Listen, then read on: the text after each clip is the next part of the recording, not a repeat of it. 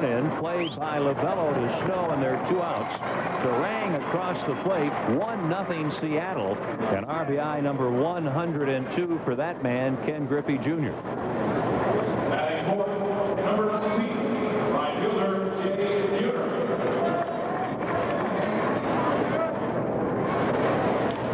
Take a look at the numbers of Phil Leftwich, brought to you by Motorola. 2.5 ERA, just over 4.0 at 4.05, making his 10th start of the season.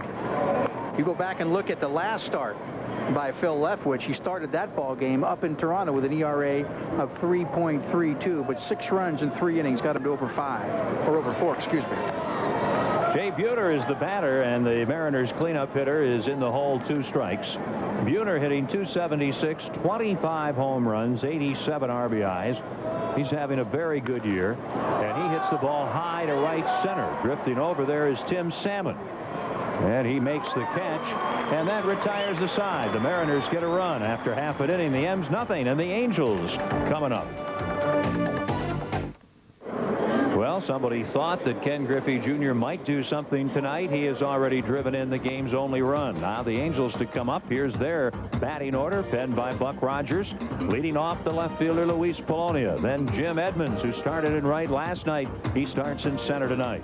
Tim Salmon was the DH 24 hours ago. He's in right field this evening. The DH again hitting cleanup is Chili Davis. Then Rene Gonzalez batting 5th and playing 3rd. Rookie catcher Chris Turner follows. Then J.T. Snow, the first baseman. Torey Lovello will bat 8th and play 2nd. And Rod Coria is the 9th hitter and the Angels shortstop. Let's take a look at the numbers here of Tim Leary.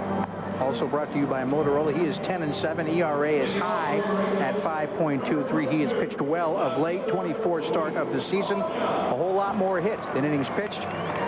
The bottom line on Leary, however, the 10 wins, the most he has had since a career-high 17 with the Dodgers way back in 1988.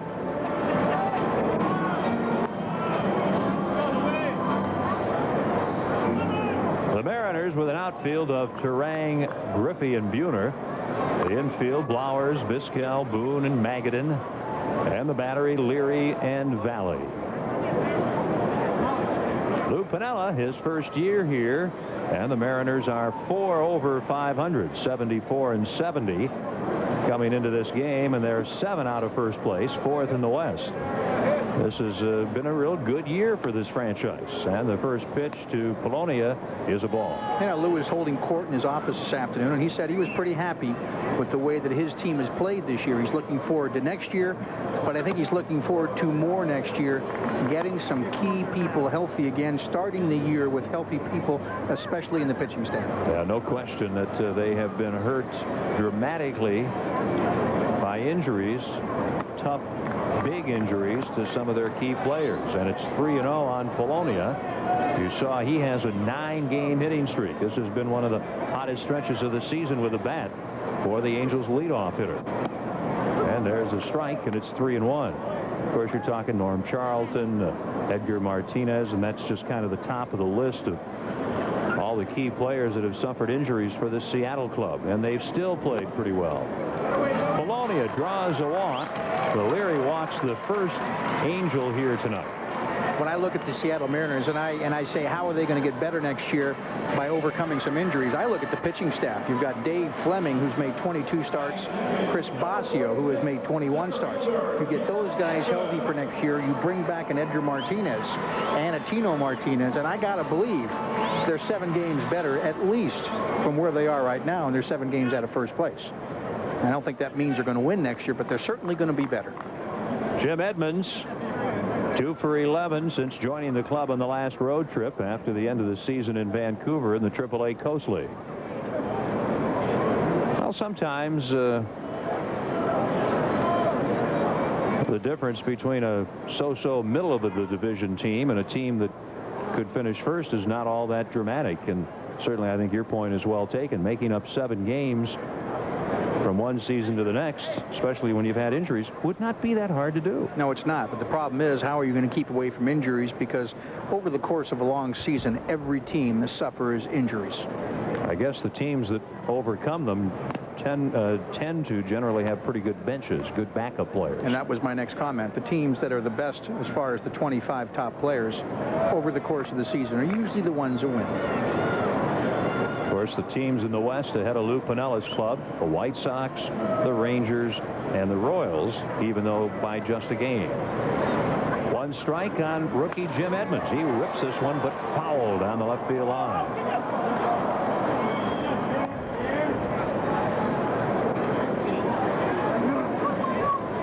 Edmonds has moved up through the Angels farm system. He's not a power hitter like you might expect from some outfielders, more of a line drive type hitter.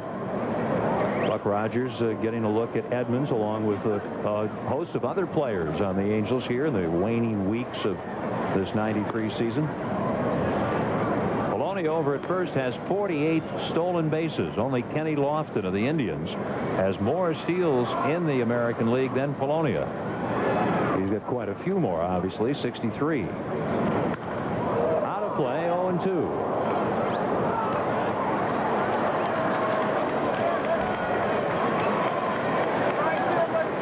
That's the highlight of the evening for that young man.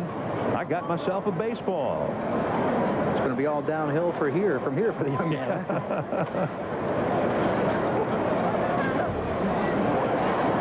Two strikes on Jim Edmonds. Now 1-2. Tim Salmon on deck for the Angels, who are down 1-0 here in the first inning.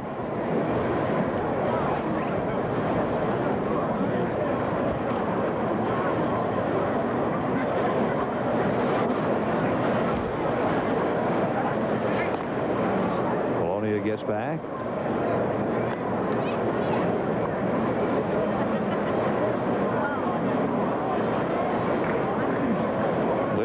To wait because Edmonds just getting in the batter's box after checking in with Ken Maka. A 1-2 count.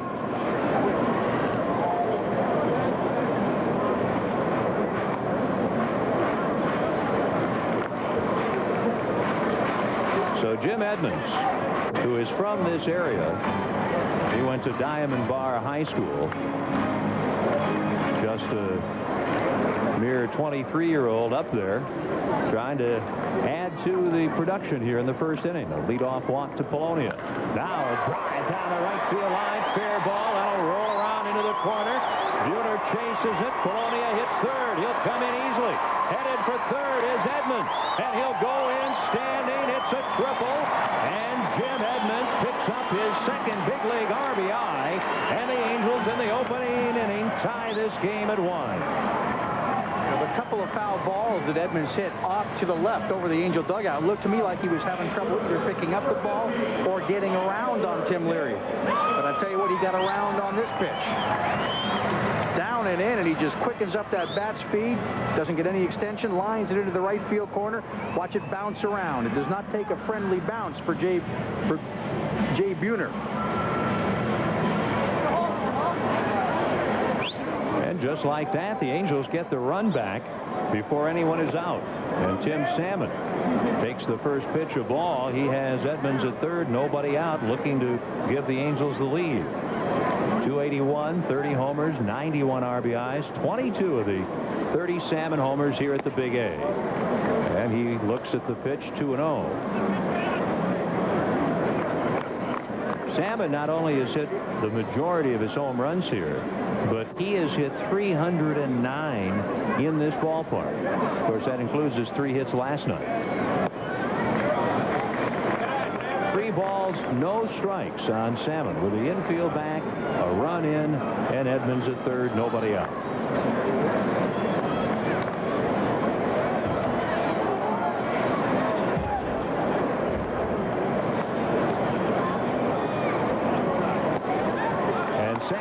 Who has drawn his share of walks, draws one here. Valley will go out and talk with Leary. No pitch even close to the strike zone there for Tim Salmon. I'll tell you what, Salmon, who I'm sure desperately wants to get 100 RBIs, it will be such a milestone, such an achievement in his first year in the big leagues, showing some pretty good patience right there up at the plate. And we have seen that virtually all season long from Tim Salmon. You're going to walk him, he's going to take the walk. So Sammy Ellis, the pitching coach, out to try and calm down Leary a little bit. walk, a triple, another walk. And as you can see, he has not fared well against the Angels. You know, he's pitched a lot against them this season. This is his 4th start for Leary against the Angels in '93, and he is 1-2 this season with an ERA of almost 10. Jim Edmonds at third, Tim Salmon at first. 1-1 the score, opening inning. Chili Davis comes up with nobody out. Chili, of course, leads the Angels in RBIs with 96. Seattle is in double play depth, and Chili offers and misses.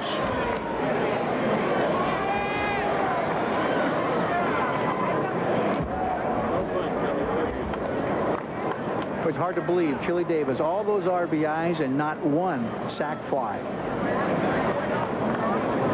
Maybe. Maybe here. Maybe right here. A ball and a strike on Davis.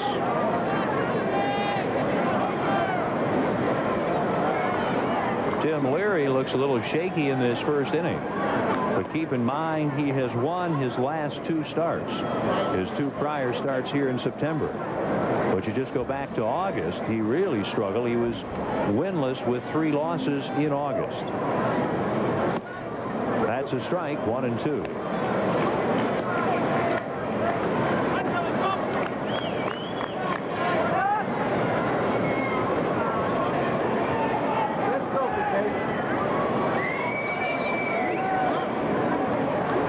Chili Davis looking to break a 1-1 tie in the first inning. Hits the ball into the crowd. Still 1-2.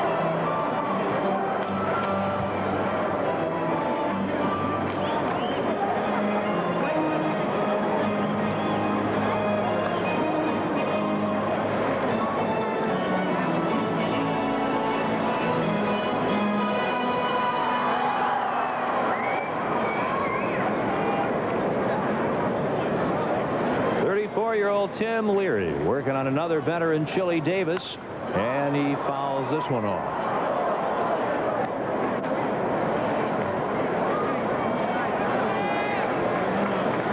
Let's see if he tries to work back down here with the off-speed pitch. The first pitch he threw Chili Davis, an off-speed pitch, Chili out in front. It's one of those theories that Buck Rogers likes to use about how to pitch. In, out, up, down, slow, fast. The last pitch was a fastball up. He hits the 1-2 pitch way back. It could be. Buhner goes high in the air, and this one is out of here. A 3-run home run for Chili Davis. Home run number 23, and he has 99 RBIs, and the Angels with a big first inning lead the Mariners 4-1.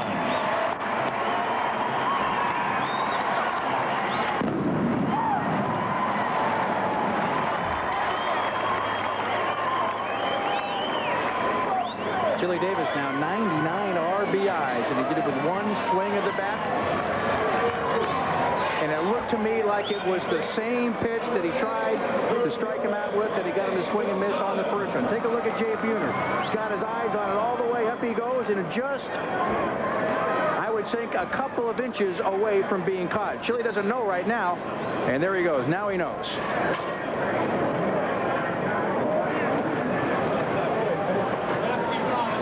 The batter is Rene Gonzalez, and he takes ball 1. What a big first inning. 4-1 Angels. It started with a walk to Polonia. He scored on a Jim Edmonds triple, then a walk to Salmon, then the home run by Davis.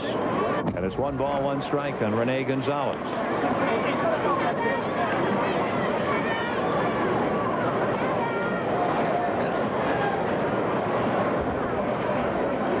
.263 Gonzalez's average. He has hit well lately, getting to play a little more. He hits a fly ball off the end of the bat, still gets a lot on it, to the track in left. Turang to make the catch, and that's the first out here in the opening inning for the Angels.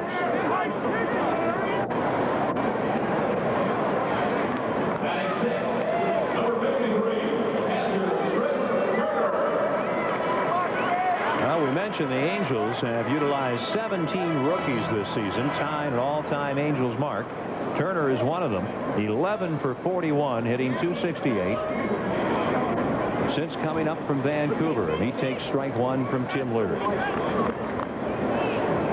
Coming up at the end of the year for a rookie, especially a rookie that has a chance to make your club next year, as Turner does, I don't think you can put a value on it. That's how much value there really is, because it gives him a chance to get his feet wet, to travel a little bit, just to get an idea of the lifestyle, of course, to see the opposition.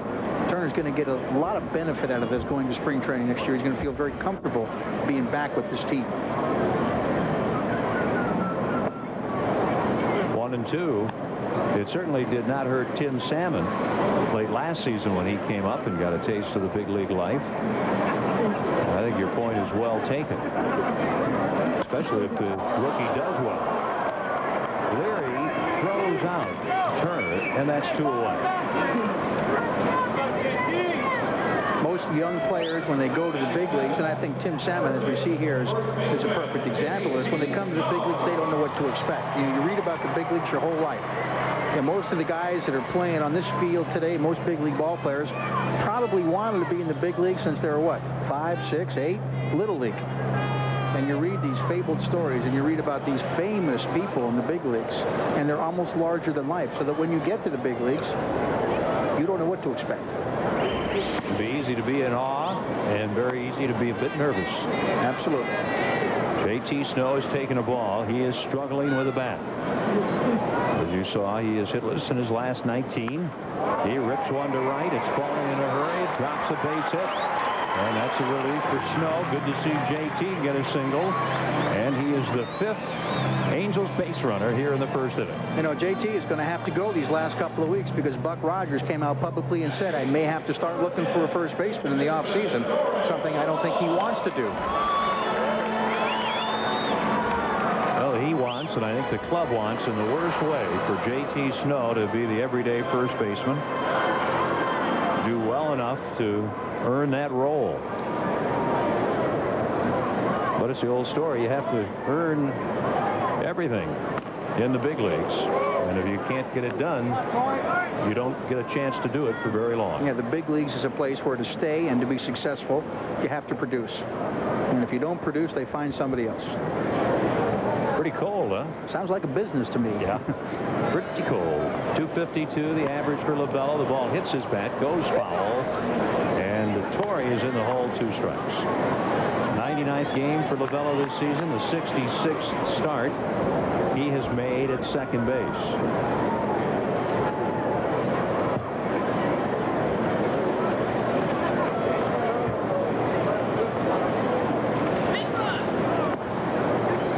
On Torrey, of course, who played a bit with Detroit earlier, played 2 seasons ago briefly with the Yankees. But, you know, he had only 63 games in the big leagues prior to this season and only 159 at-bats. So this is the best chance he's ever had in the show. He rolls to Magadan, and that'll do it. But 8 Angels bat in the first, and the Halos lead it 4-1.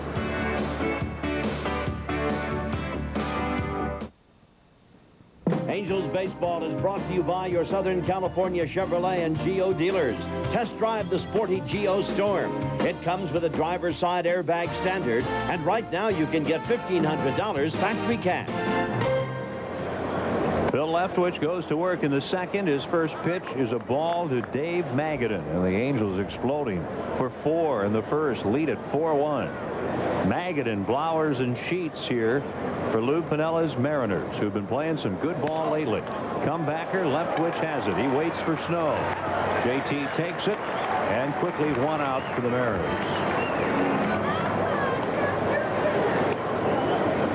Yeah, Leftwich is coming off what I would have to think is a tough start for him. His last start took place in Toronto. He went 3 innings, gave up 7 hits and 6 runs. And the interesting thing about that inning, Ken, and I still think about it when I look at him on the mound, in that 3rd inning, a leadoff double, and then he made 2 very good pitches to get outs. And then with 2 outs, 6 runs across the plate. Could not get that 3rd out. Made some bad pitches. The bad pitches really came back to hurt. He's facing 3rd baseman Mike Blowers.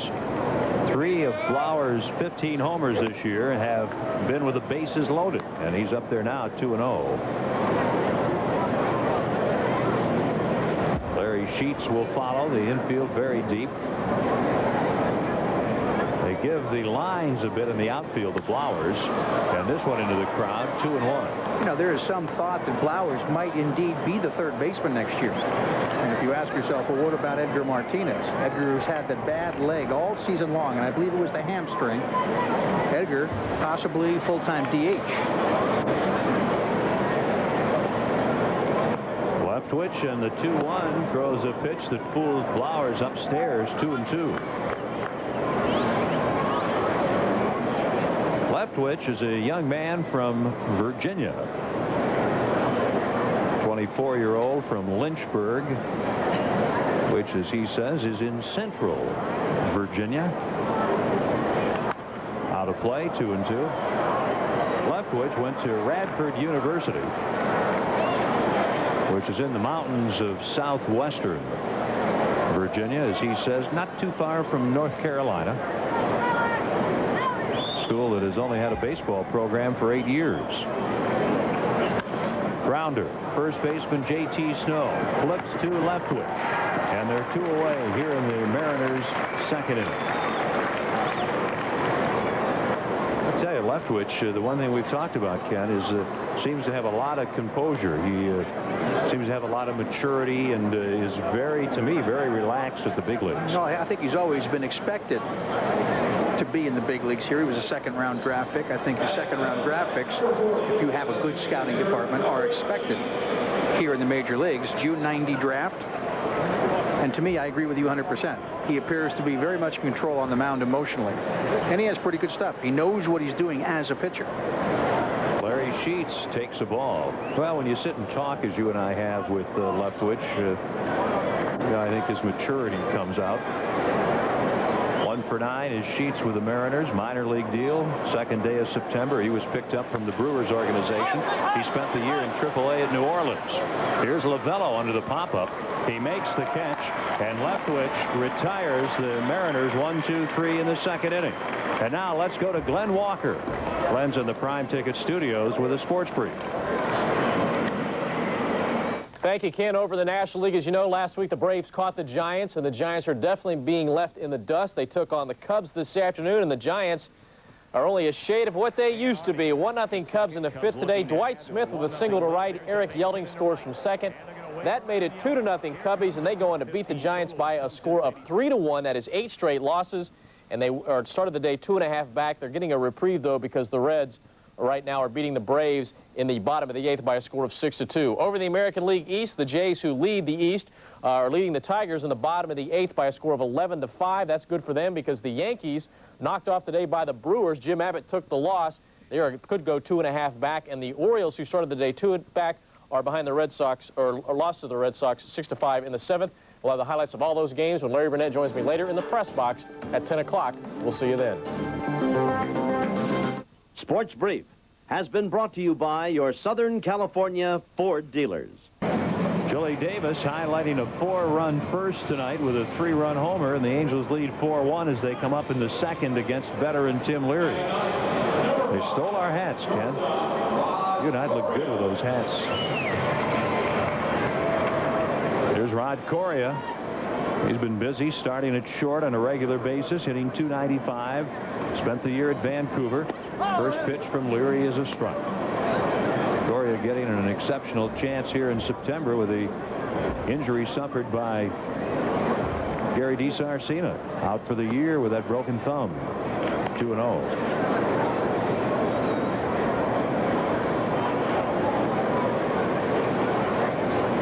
First, second baseman Damian Easley out with the shin splints. Now third baseman Eduardo Perez out. That pitch up and in. Did he go around? Yes, says Ed Hickox, umpiring at first. I don't know if I agree with that call. It looked to me like he wasn't trying to swing. It looked to me like he was trying to get out of the way, and in doing so, his bat crossed the plate.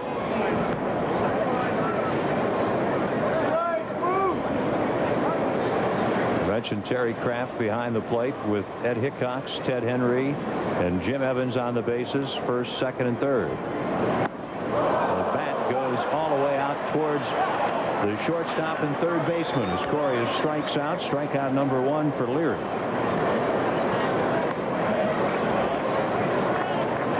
I've always thought the best pitch that Tim Leary has is a split finger pitch. I mean, he's got a good one.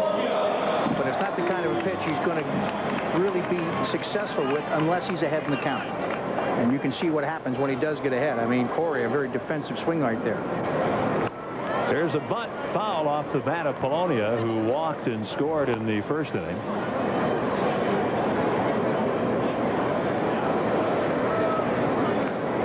Now, we talked a little bit earlier about Tim Salmon, how well he has done at home. Considerably better here at the Big A than he has on the road. Well, it's just the opposite for Polonia. That's a strike, and it's 0-2. Hard to believe that Polonia here in this park has hit only .228 this season. As you can imagine, he has been fabulous offensively on the road, hitting .324. Leary throws him out, 2 up, 2 down. Here in the Angels' second inning, they lead at 4-1. Yeah, you talk about those kind of numbers. So-and-so good at home, bad on the road, and back and forth. And you try to figure out any kind of a logical reason as to why. Can't do it. No, really. If there was a logical reason why, obviously, you know, Buck Rogers would be very interested in hearing it. Yeah. As would Dan O'Brien, Whitey Herzog, Rich Brown, and the Autries. We'd be into something, wouldn't we? Jim Edmonds, an RBI triple in the first, grounds one foul. That was kind of interesting there. We got a glimpse of hitting coach Rod Carew and bench coach John Wathan talking with Rod Coria. It's something we haven't talked about lately, but with so many youngsters up here learning and gaining some feel for the big leagues, I think it's important to have coaches who really instruct, teach, work with players. And I know Rod is one who likes to talk to players after they have at-bats.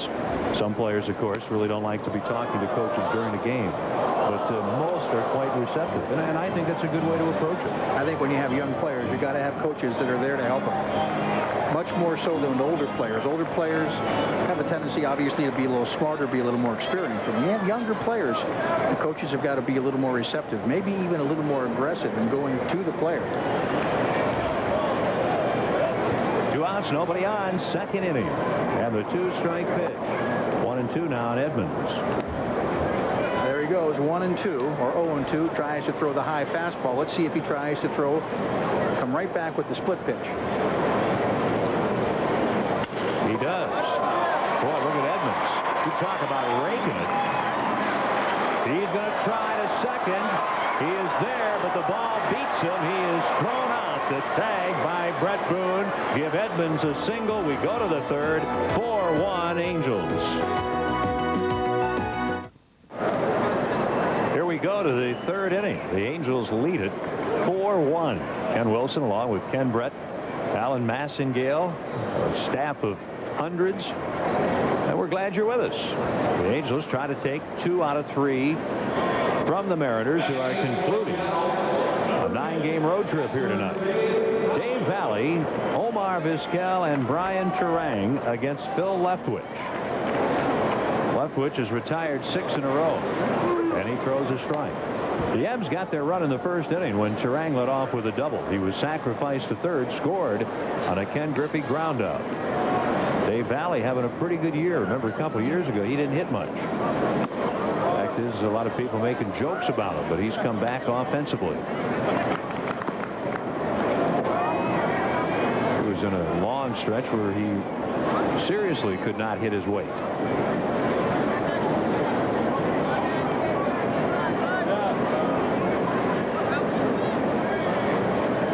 Leftwich works 1-1. And this one bounds up there, and it's 2 balls and a strike. You know, Dave Valley, really the only Seattle Mariner who can go out and be a free agent. And he is one player that they really need because they don't have anybody coming up that they think is going to be the catcher of the future.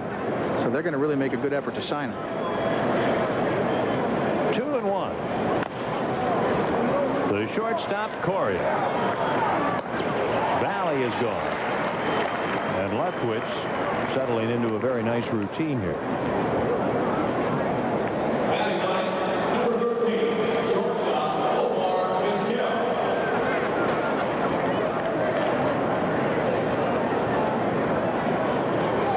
Six-year-old shortstop Omar Vizquel out of Venezuela, hitting .258. Switch hitter. He bunched the ball, and it goes foul. 1 strike.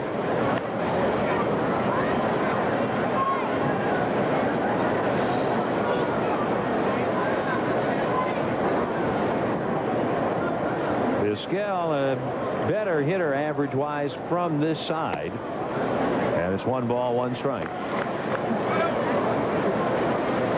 He had over 300 left-handed last year when he had a 294 overall average. So he consistently hits better from the left side.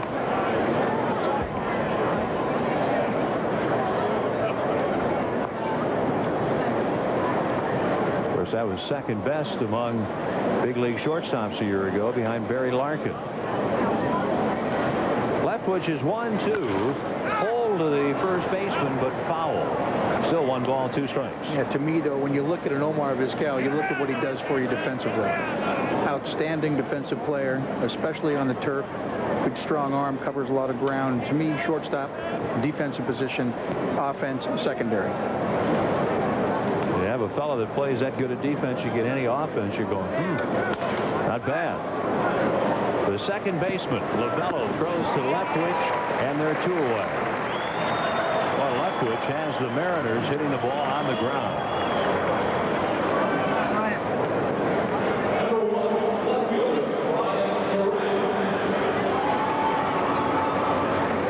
Pretty good example right there from the pitcher's point of view as to why you want to break to first base on any ball to the right side. J.T. Snow went a long ways to his right, even though he did not get that ball.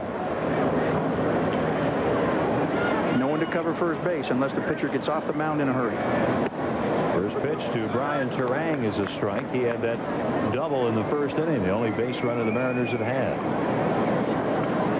Angels lead 4-1 here in the 3rd. Curveball ripped to left, a base hit. Turang is 2 for 2.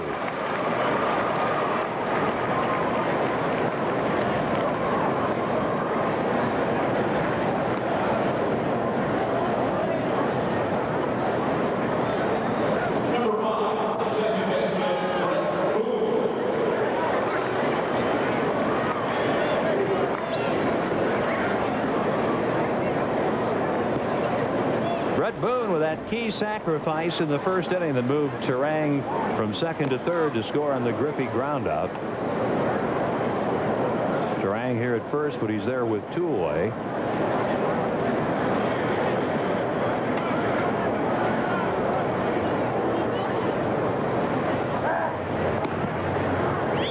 Of course, Brett Boone is a 3rd generation Boone in Major League Baseball.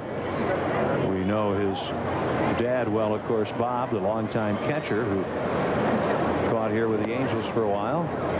And not to forget Grandpa, Granddad Ray Boone, who had a career in the 40s, 50s, and 60s in the big leagues. There's a lot of baseball in the big leagues right there. Ray, Bob, and Brett.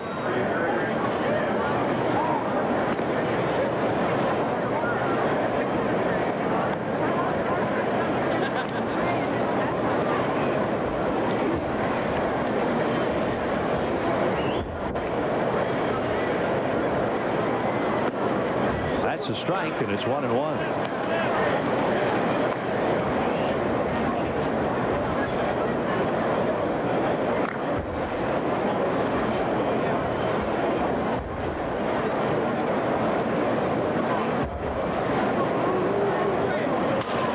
This ball ripped to left. Back-to-back singles from the top of the Mariners order with 2 outs. Polonia throws behind Turang, but he's back safely. And now the M's down 4-1 have something going here. Back-to-back hanging pitches. First to Turang, then to Brett Boone. And both pitches hit pretty much in the same spot. Watch where this curveball ends up. Just does not get it down. Boy, oh boy, jumps all over it. They love the hanging stuff. And Brett Boone, even though he's not a real big guy, has got some pop. Got 11 home runs on the season, and he has not been in the big leagues all season long. He's only appearing in game number 59. Look out here. Here's Ken Griffey Jr. He takes a ball. Brett Boone has spent a couple of years commuting. Seattle to Calgary, Calgary to Seattle, back and forth, back and forth. Griffey up there. That's his dad, Ken Griffey Sr., great hitter in his big league career. We've got fathers and sons here all over. Bob Boone, Brett Boone, Ken Griffey Sr., Ken Griffey Jr., who drove in the Mariners' only run in the first inning when he grounded out. He has not hit much against the Angels, 8 for 40.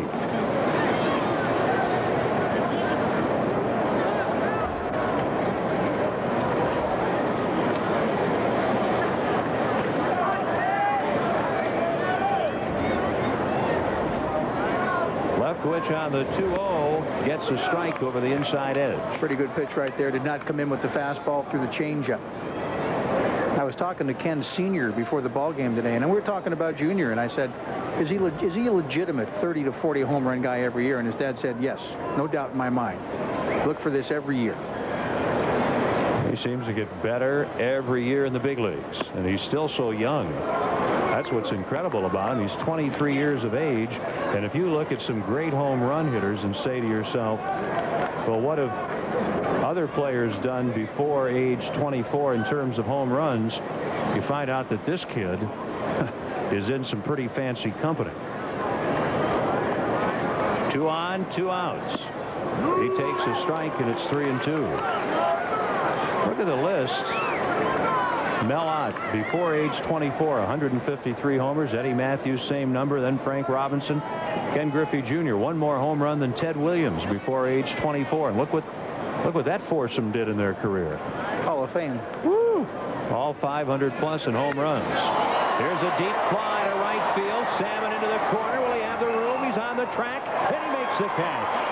And that retires the Mariners. On to the bottom of the third. The Angels lead it 4-1. Angels baseball is being brought to you by your Southern California Jeep and Eagle dealers, and by Motorola. A Motorola pager lets you stay in touch with the important people in your life. 4-1. The Angels lead it. They come up looking for more in the third against Tim Leary, Tim Salmon, Chili Davis, and Rene Gonzalez.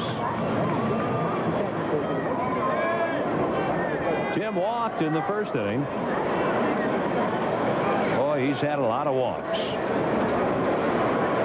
Got a lot of walks and a lot of strikeouts in the top 10 in both departments.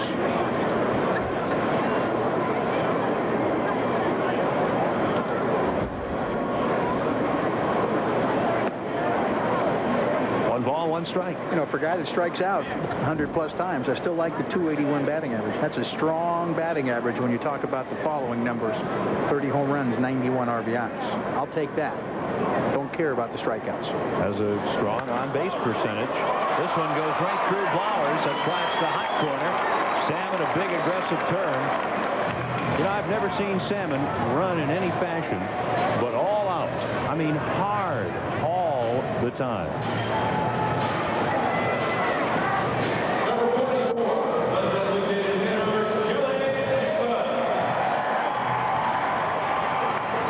Last time he was up, a home run that gave him 3 RBIs and a total of 99 on the season.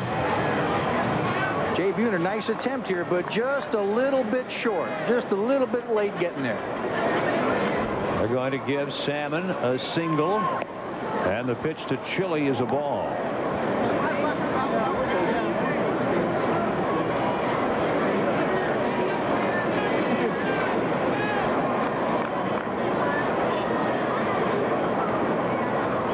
Hits now for the Angels, 3 for the Mariners, 4-1 California.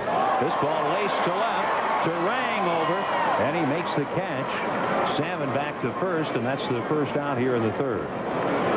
Chili hit that ball pretty well to the opposite field.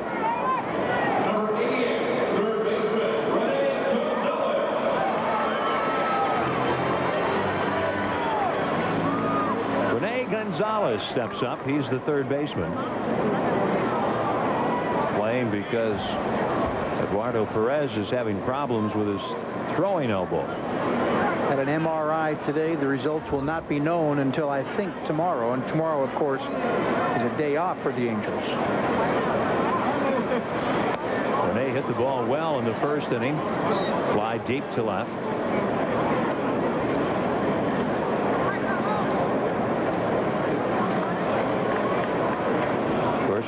a local boy from Southern California.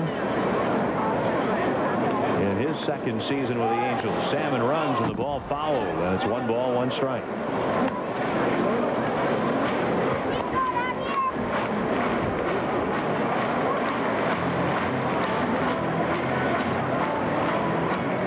Chicago 5, Kansas City 5 in the 7th.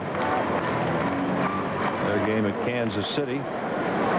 Chicago leading Texas by 3.5 games. The Royals by 6. The Mariners by 7 in the AL West. Of course, we'll see Texas here over the weekend. Nolan Ryan is scheduled to pitch on Friday night here at the Big A. Salmon goes 1-1. Swing and a miss. The throw in time. He's out. Boone puts the tag on him, and that's the second out in the Angels' third.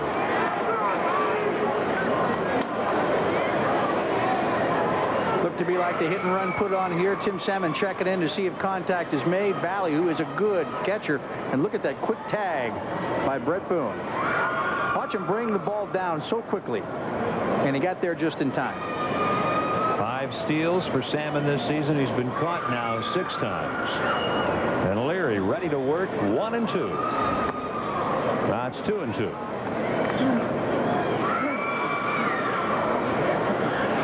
There's some more of that instruction you talk about, Ken. John Wathan, who was a terrific base stealer in his day as a catcher, knows about stealing bases from the runner's point of view and the catcher's point of view.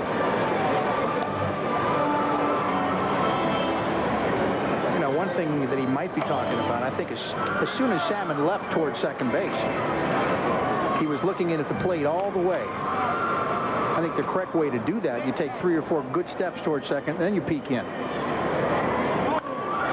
2-2 the count on Gonzalez. Well, like anything else in this game, it's not simple. There's a lot to it. Getting your lead, how you start, how you take your first step, stealing bases, when you look, when you peek. There's no question you slow down if you turn your head too much. There are so many little subtle things you can do to improve, and that's where the coaching staff comes in. This pop-up over the visiting dugout.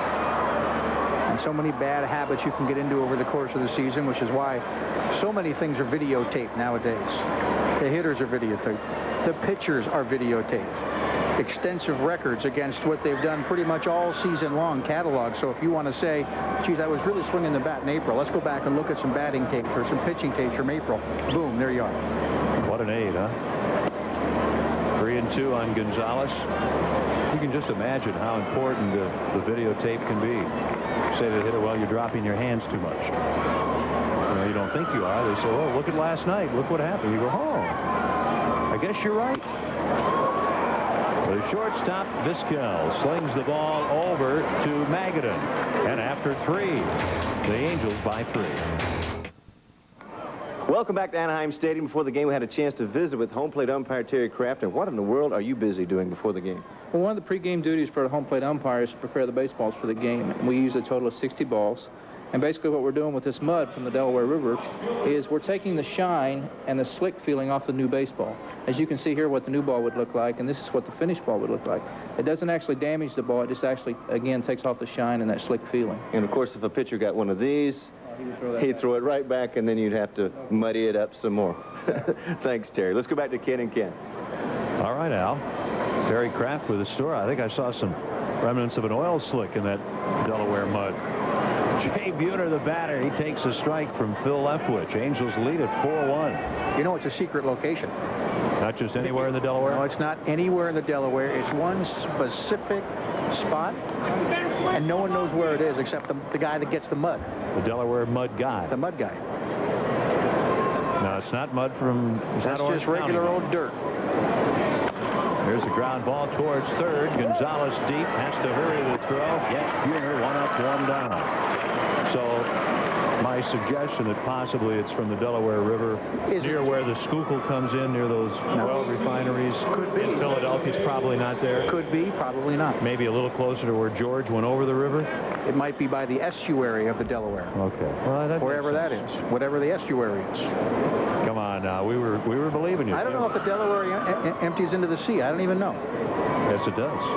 Might be Does there. not the Delaware form Chesapeake Bay? I would imagine it does somewhere along the line. Well, probably where the Delaware meets Chesapeake Bay is probably along the line where that happens. It's probably just a little area, you know, maybe a 1 square mile area where they go in and they just scoop up the mud. Dave Magadan sends the ball to center field. Jim Edmonds out there tonight makes the catch, and there are 2 outs. Well, we know where the tennis is going to be. It's going to be here on Prime Ticket. Tune in to Prime Ticket Friday night at 8, live tennis action. Andre Agassi and Pete Sampras from the Great Western Forum, only on Prime Ticket. Sports LA style on Friday night.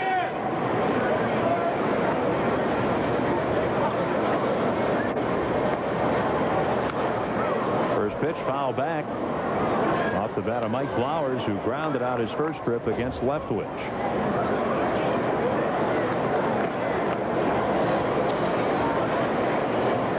4-1 Angels in the 4th inning.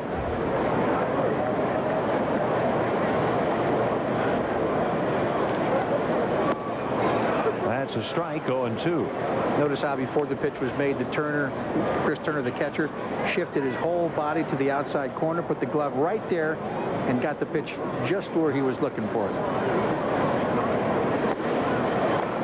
1-2. Baltimore has lost at Fenway tonight, 6-5. So the Yanks and the Orioles both lose. Toronto's game is not over yet, but close to being over. They're going for their 5th consecutive win tonight, playing at Detroit. 2 balls, 2 strikes. I thought the last score I saw was 12-8 Blue Jays going into the last of the 9th, which means that in a 2-game series between Toronto and Detroit, Tiger pitching gave up 21 runs. That's what it is, 12-8 in the 9th. Swing and a miss. Flowers goes down. A 1-2-3 inning for Phil Leftwich. Due up for the Angels in the bottom of the 4th. Turner, Snow, and Lovello. Welcome back to Anaheim Stadium. You know, when the phone rings in the bullpen, the guy that has to answer it every time, Rick Turner, this year, double duty. Not only the bullpen catcher, but the bullpen coach. Yeah, it's simple responsibility. Answer the phone, get whoever they request to get up, get them loose, and get them in. How does one get a job like this? You got to fall into it, or you got to be a family member. There we go. Yeah. Time for Rick to go to work. Let's go back to Ken and Ken. Boy, what fun they have in those bullpens. Chris Turner leads off here in the 4th, and he takes a ball. How many baseballs over the years have been traded for hot dogs and other condiments? There have been some funny stories of how those telephones have been misused in different ballparks.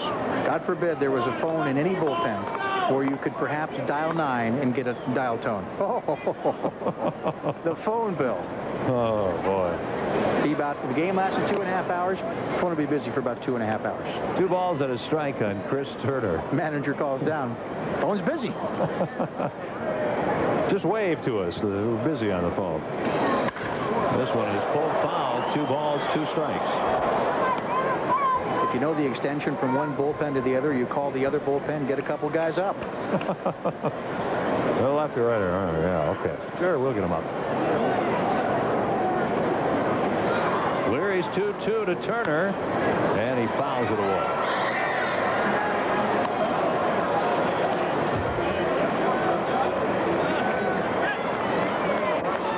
The Angels with a 4-run first, highlighted by a 3-run Chili Davis home run, the 100th home run by the Angels this season.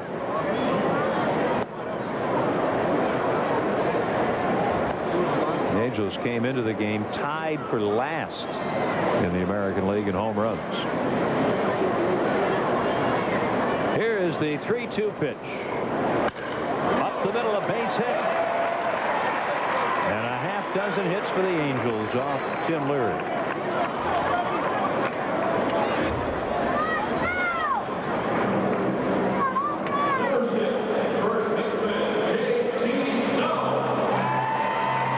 Yeah, I talked to Rod Carew before the ball game, and we were talking specifically about J.T.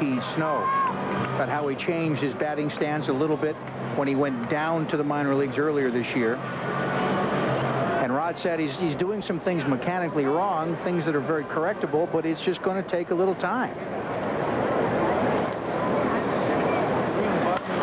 There's a ball hit to left center. It may get down. And a great diving effort. And oh, what a catch by Turang. And back to first goes Chris Turner as the ends left fielder Brian Turang takes a hit away from J.T. Snow. The ball was slicing away from the center fielder toward the left fielder, but I think Turang, at least for a split second, was under the impression that Griffey was going to make the play. But I tell you what, got the glove on the ground, and the former outfielder from Loyola Marymount, which is right up the street here in Westchester, made a pretty nice play, didn't he? He did. He had to recover, didn't he? I think you called it perfectly.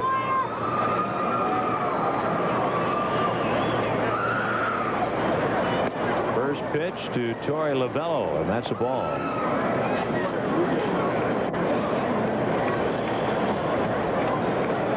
Speaking of Loyola Marymount and schools of higher learning, you've got a UCLA product at the plate and a UCLA product on the mound. There's a ground ball, right field, a base hit. Turner goes to second, doesn't stop. He'll end up at third as Bruner gets the ball back in, and the Angels, with one away in the fourth, have runners at first and third.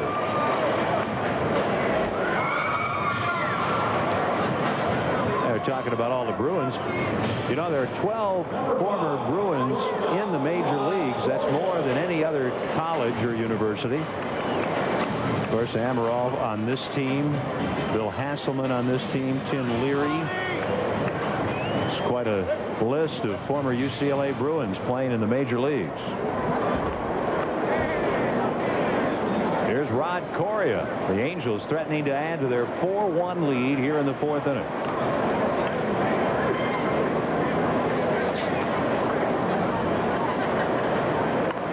He bunts the ball. Safety squeeze. Turner scores. Bad throw. Boone backs up. A run in. Lovullo to third.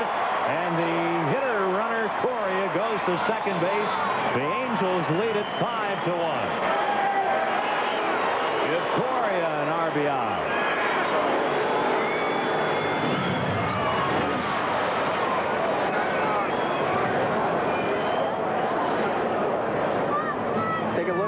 Here by Coria. Good bunt. The third baseman Blowers comes in. His only play is to first, and he throws the ball away. Coria is going to get an RBI. The question is he going to get a base hit? I'm going to give him a sacrifice and an error on the throw. A safety squeeze, and now they're going to walk Polonia to load the bases. So Chris Turner scores from third. Lovullo goes from first to third. Coria is safe on the error, goes all the way from the plate to second, and the intentional walk to load him up.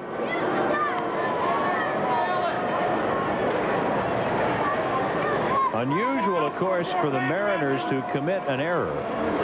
That's only their 80th error of the season. I'm telling you, they have made the fewest errors of any team in the American League. And they lead the American League in overall team defense, which I'm sure is something Lou Piniella is pretty proud about.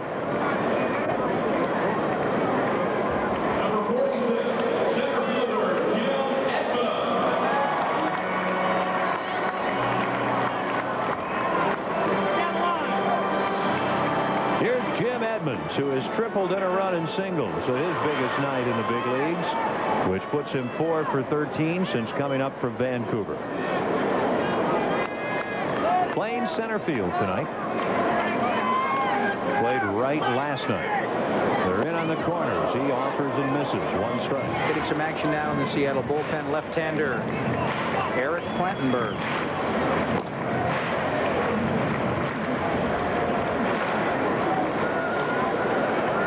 Bases loaded for the Angels. 1 out. That's a strike. And Edmonds in the hole 0-2. Well, Leary's got a little room to maneuver here. Let's see if he tries to get him out with the split finger pitch. That's his best pitch. There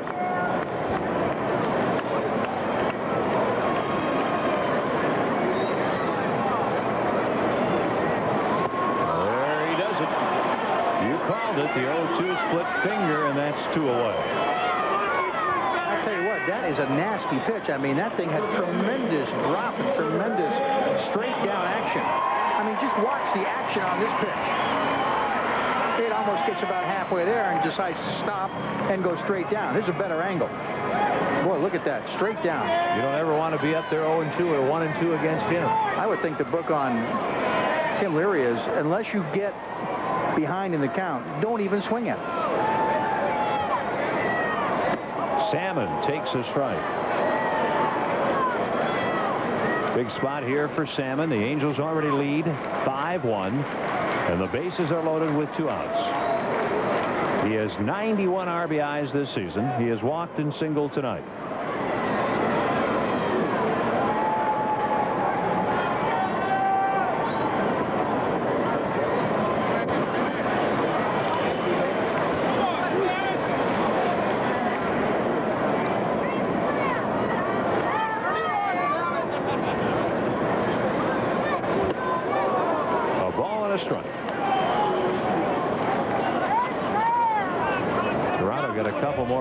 In the top of the ninth in Detroit. Now they're in the bottom of the ninth.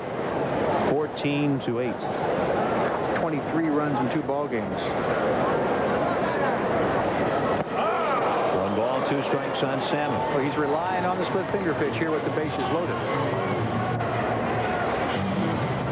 So if Toronto holds on and wins that game at Detroit, they will be 2.5 games in front of New York, 3 in front of Baltimore.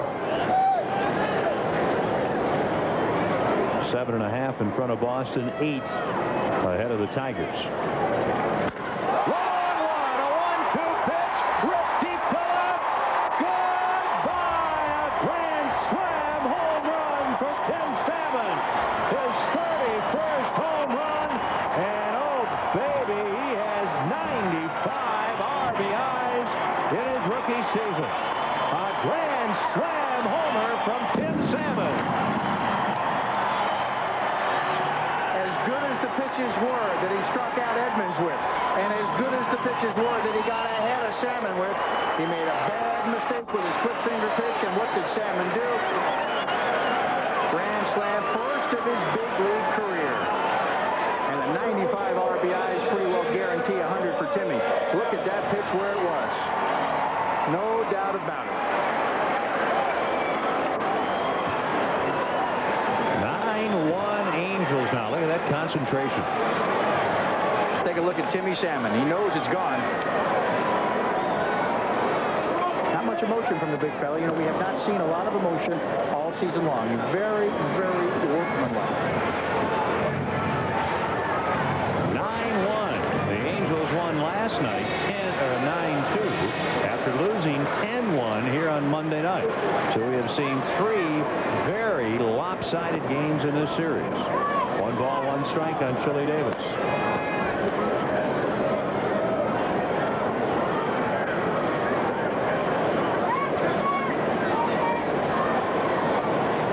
Homers, 95 RBIs for Tim Salmon, and hitting in the 280s. Not bad. And you don't know how good he might become beyond that. What kind of career he might have, still so young.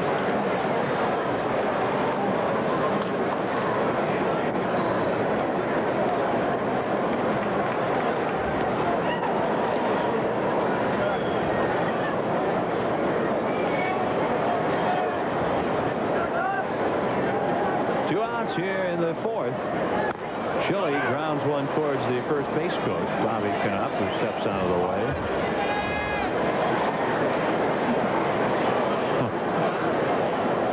As they say, it's written all over his face when that ball went out. He has given up a 3-run homer to Chili Davis, a grand slam home run to Tim Salmon. You talk about the importance of location. Pretty well exhibited right there. You get that ball down, force him to swing at a bad pitch. That is not going to happen. Out of play, 2-2. And you go back to the Mariner, the most recent Mariner inning.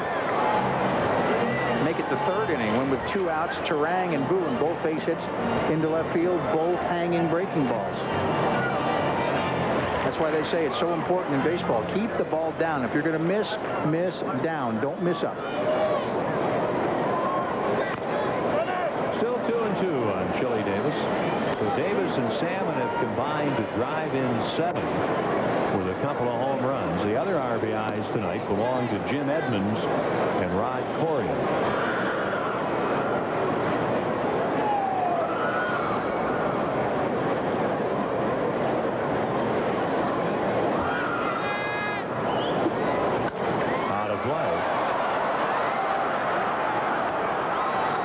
Nobody's surprised that Atlanta won again, huh? Here's Steve Ontiveros in the Ends pen. Atlanta may never lose. Well, they lose about once a week. Maybe. Everybody talks about Atlanta overtaking San Francisco. And I just don't see how San Francisco is going to recover from this.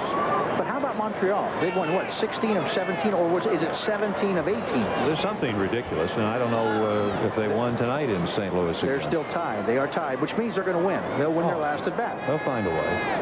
And how about the Giants lose again? They've lost 8 in a row. They're 3.5 behind Atlanta in the West. That's a bullet into right center on an artificial turf. That would have gone to the wall, but this is natural grass. Chile has a hit. Lou Pinella's had enough. He's on his way to the mound. Goodbye. I'm out of here. 9-1 in the 4th inning. Get me a new pitcher. Not a very good night for 10-game winner Tim Leary. We'll return in just a moment.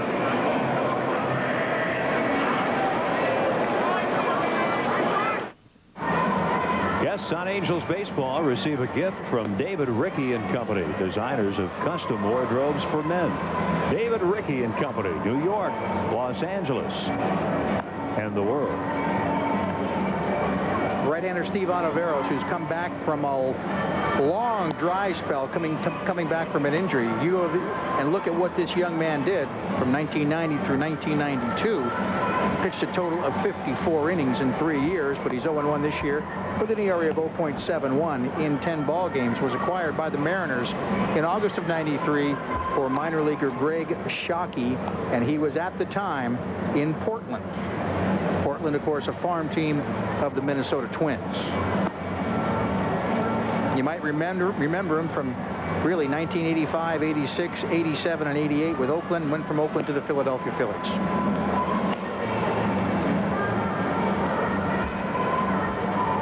Tim Leary goes 3 2/3, gives up 9 runs to this point. 5 of them earned, 9 hits, walks 3, 1 intentionally, strikes out 2. 9-1 Angels, only the 4th inning.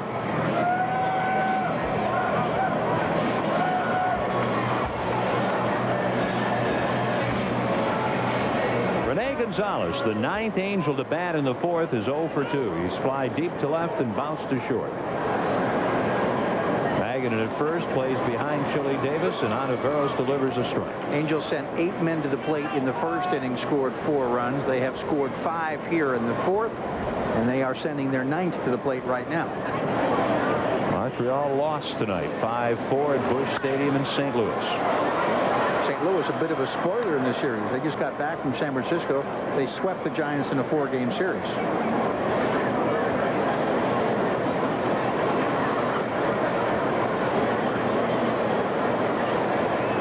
So the Phillies win their game. Montreal loses. That's a tough loss. The Expos had won 7 in a row. They dropped 5.5 off the pace. Swing and a miss. Ontiveros strikes out Gonzalez, a 5-run 4th. The Angels lead it 9-1. Angels baseball is brought to you by Lexus Luxury Automobiles, the result of a relentless pursuit of perfection, and by McDonald's of Southern California. What you want is what you get at McDonald's today. Anaheim Stadium, a huge Angels lead, 9-1. It's only the 5th inning. The Mariners have to be saying to themselves, hey, we've got a lot of time left. Here's Larry Sheets, the DH. He rips a line to right. Salmon coming in. Has it in his glove. It gets away. And safe at first is Sheets to lead off here in the 5th inning. Might Might have got his bare hand in there. I tell you what, if that's the kind of a ball, and it looks like he's grabbing the fingernail there, but that's the kind of a ball that if you don't catch in the pocket, has a tendency to sting a little bit because you catch it in the palm of your hand. Yeah, I got it apparently not the bare hand, but didn't get it in the right spot in the glove. Yeah, Larry Sheets has been around a long time, played in Japan a couple years ago, and I think he just put the snatch on it before the ball came into the glove. And that's going to be an error charged to Tim Salmon. A little bit like a soccer player. Valley the hitter, ball 1. So the first Angels error.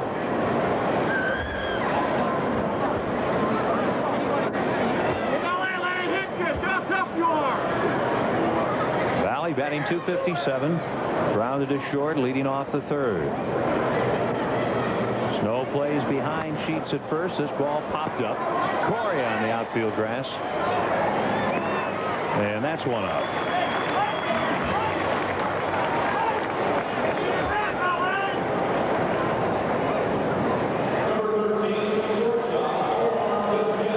Dave Valley gets jammed here, probably breaks his bat. Not very happy about it.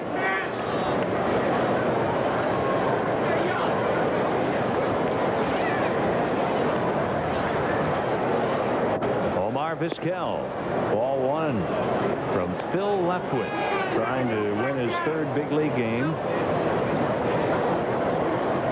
And I think that we would both agree he has pitched a whole lot better than 2 wins up to this point. Yeah, 2-5 and 9 starts. Leftwich has been very impressive. That mark is a bit deceiving.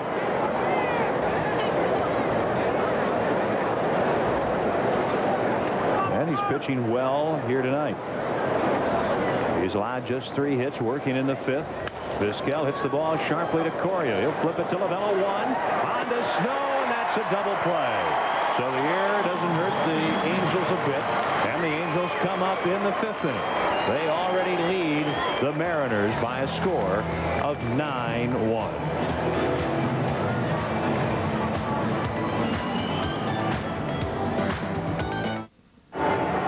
It's the bright lights of the big leagues, and tonight it's been a big night for the Angels. The Angels in the 1st inning, watching the Mariners get a run. Turang a double, a sacrifice, and a ground out by Griffey scores him.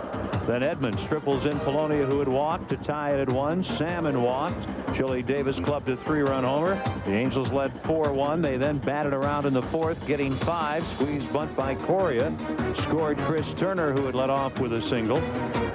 Then the intentional walk, and finally a Salmon home run, a grand slammer. And that's how we have gotten to 9-1 Angels as they bat in the 5th against relief pitcher Steve Ontiveros. Turner grounded out in the 1st, then had that aforementioned single leading off last inning.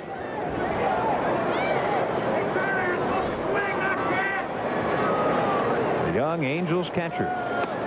That one drops in 0-2. You know, Ken, I don't think we've mentioned tonight that due to the injuries really to Kurt Stillwell and Eduardo Perez with the bad elbow, Kurt Stillwell with a bad groin that had slowed to heal, they have gone back and brought up another player, more or less as insurance, Jim Whalewander.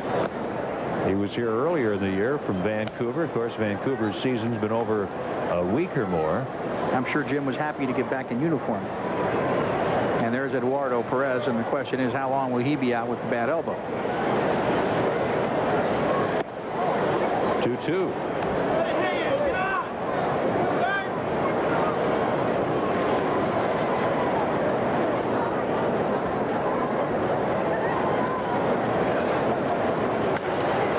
This grounder is right at Magadan. He's a pretty good defensive player, and there's one gone in the Angels' 5th.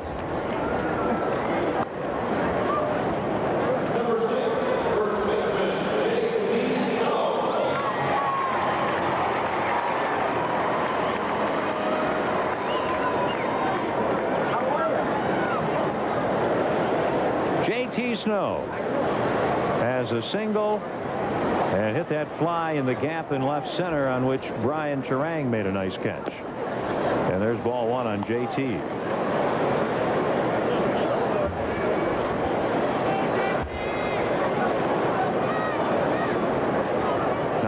Angels lead, 5th inning. Ground ball, Base hit to right. Well, J.T. Ken could very easily have had 3 hits tonight. He's 2 for 3, and for him, a very good night.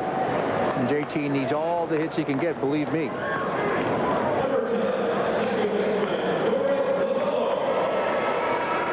He's done such a good job defensively. I think it would be hard to find anybody really better in the American League defensively than what JT has shown this year. And there are several outstanding defensive first basemen in this league. But I tell you what, JT is right up there with them.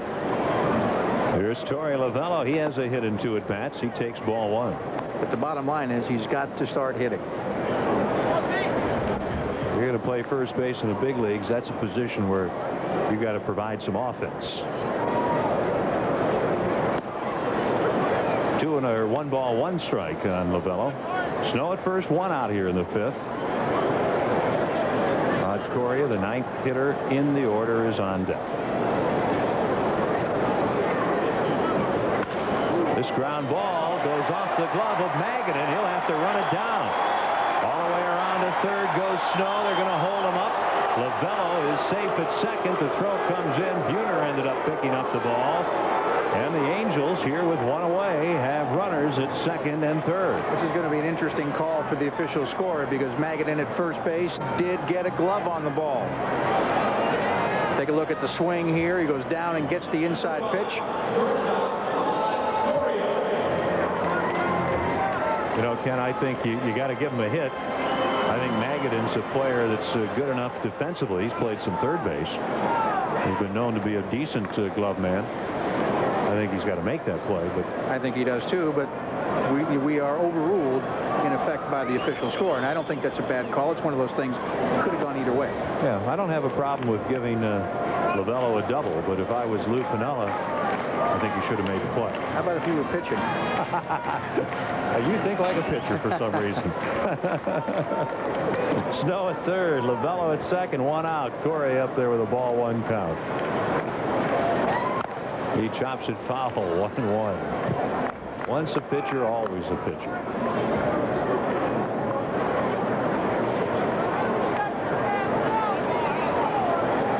Fifth inning in Anaheim, 9-1 Angels. The Angels wrapping up a 3-game series with Seattle. I'm Ken Wilson along with Ken Brett, the king of the unusual and the man of humor. Alan Massingale here also. There's a ground ball up the middle. Boone, great play. Throw to first. He gets it.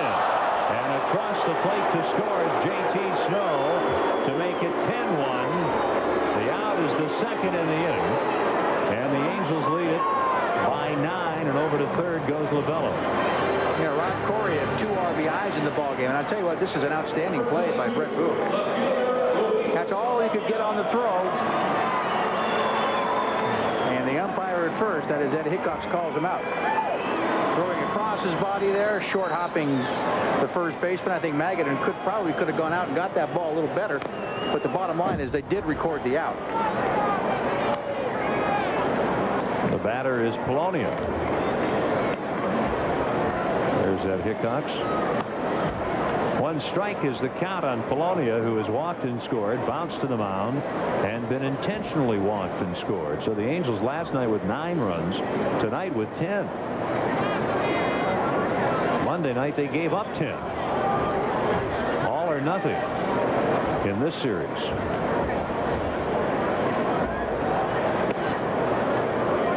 One ball, 1 strike. The Mariners have already won the season series. They've won 7. The Angels have won 5. The Angels need a win here tonight to gain a split at home against Seattle. Ground ball, Boone, a lot of range, has it, throws, out at first. A couple of excellent plays here in the 5th inning by the Mariners. Brett Boone, another run for the Angels. They're up 10-1.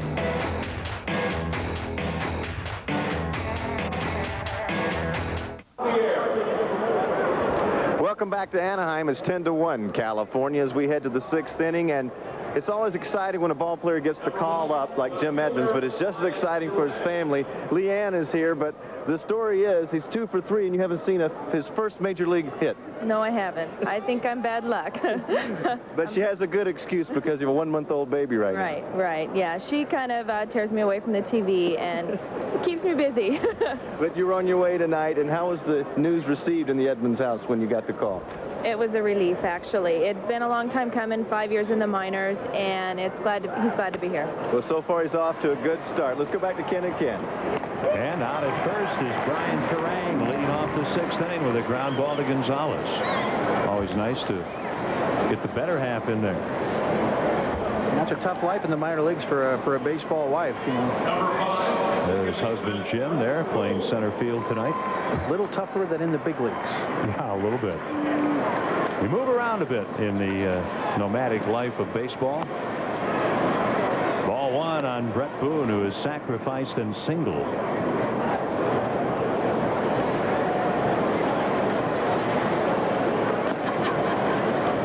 I guess you know about that moving around if you're somebody like Brett Boone, whose dad had a long career but moved around. Grandpa probably told stories about the teams he played for, and the family said, hey, boy, where have you lived? Ooh, a lot of places, especially in the summer. 2-1.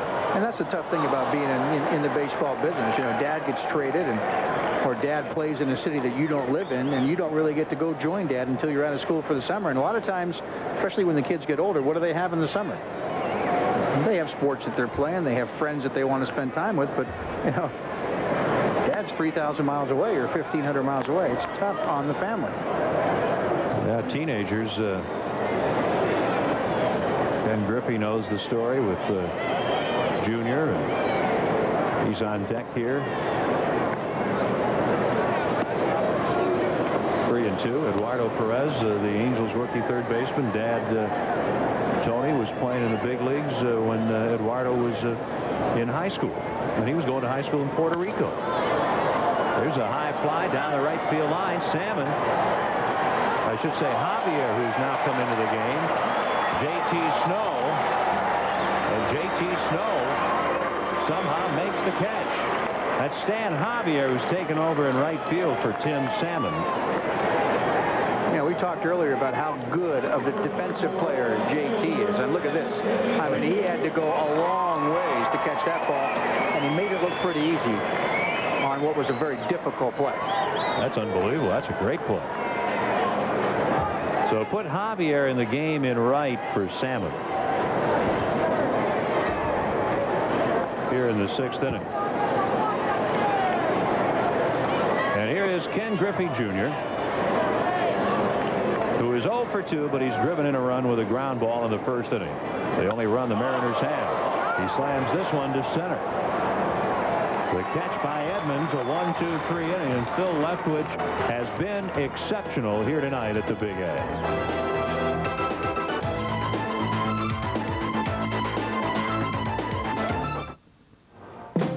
Angels Baseball is being brought to you by your California Jeep and Eagle dealers and by ESPN Sports Center. It could happen, so you better watch. Mornings, prime time, late night. Angels baseball on Prime Ticket, and the Angels have a 10-1 lead over the Mariners as they come up in the 6th inning. A number of defensive changes for Seattle. We will keep you up to date. Primarily, though, Ken, they have, along with a new catcher, Bill Hasselman, they have a new pitcher. Looks like they have a new battery, and the new pitcher is left-hander Eric Plantenberg. Left-handers having a hard time, and the reason I say that is because the first Angel hitter is a left-hander, Jimmy Edmonds. Left-handers 3 for 16 off Plantenberg, who was playing in Double-A this year, Jacksonville, Florida, before he was recalled on July the 30th.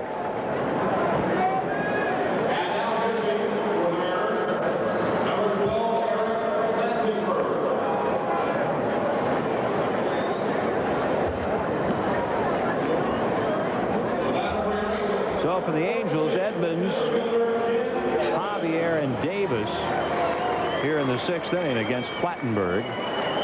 Greg Litton has come in the game. He is playing third base. And the first pitch to Edmonds is a ball.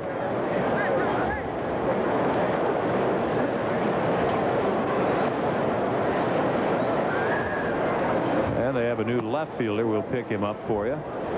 The infield now is Litton at third, Vizquel at short, Boone at second, Magadan at first. The battery, Plattenberg and Hasselman. And the 2-0 pitch to Edmonds misses, and it is 3-0.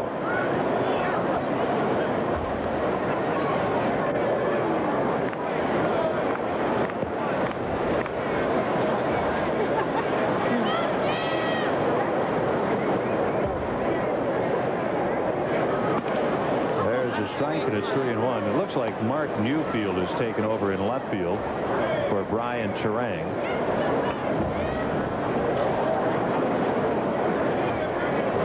There it is. Mark Newfield in left.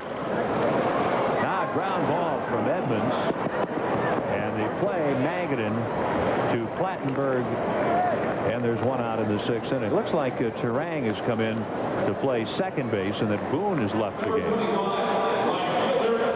Looks like Brian Turang playing second, replaced in left by Mark Newfield.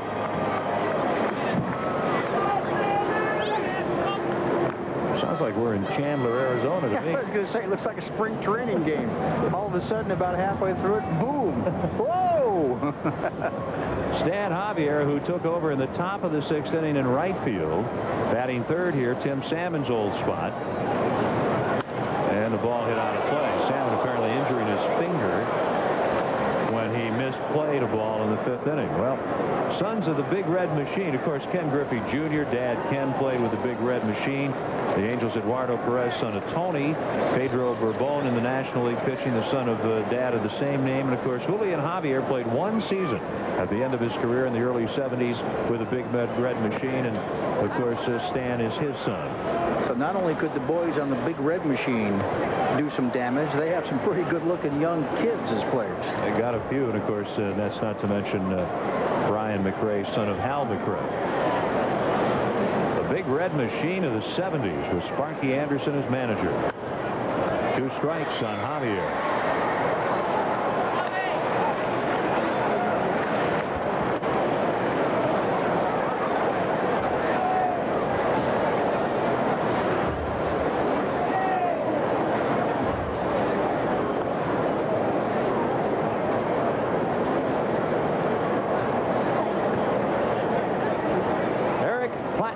The third Seattle pitcher, and he bends one off in the dirt. 1 ball, 2 strikes.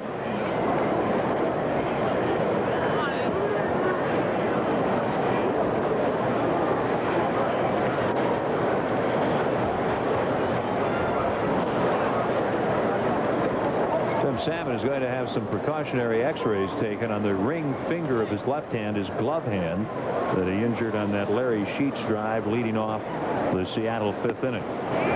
That's a ball, 2-2. Remember, after the inning was over, he was in the dugout and he was working on that left ring finger.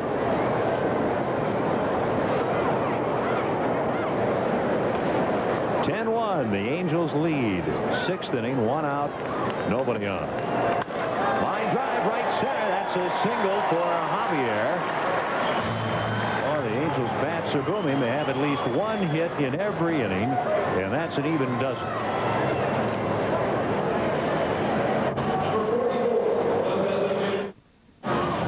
The Angels out hitting the Mariners 12-3. They lead at 10-1. And up to the plate, now batting right-handed, is Chili Davis.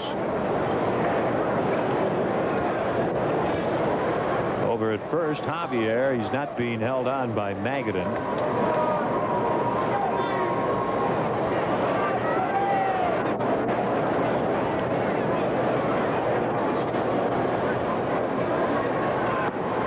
Breaking ball low, ball 1.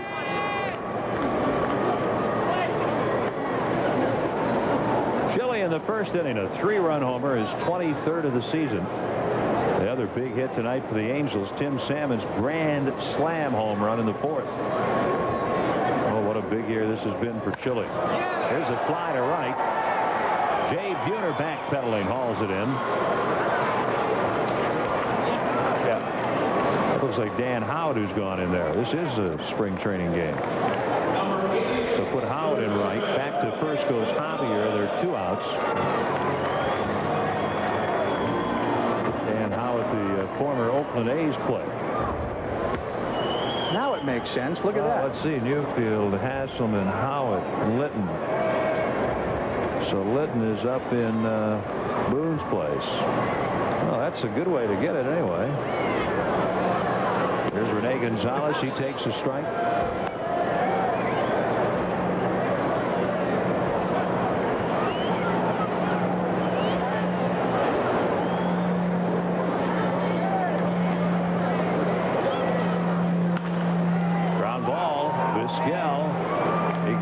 Second, they get the force over to Turang.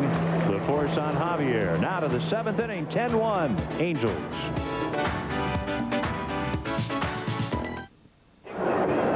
This one goes to the 7th inning, and it's 10-1 Angels. And the Angels make a defensive change. The aforementioned Jim Whalewander called it home. Come on out. You're in the big leagues. He's playing second base, replacing Torey Lovello.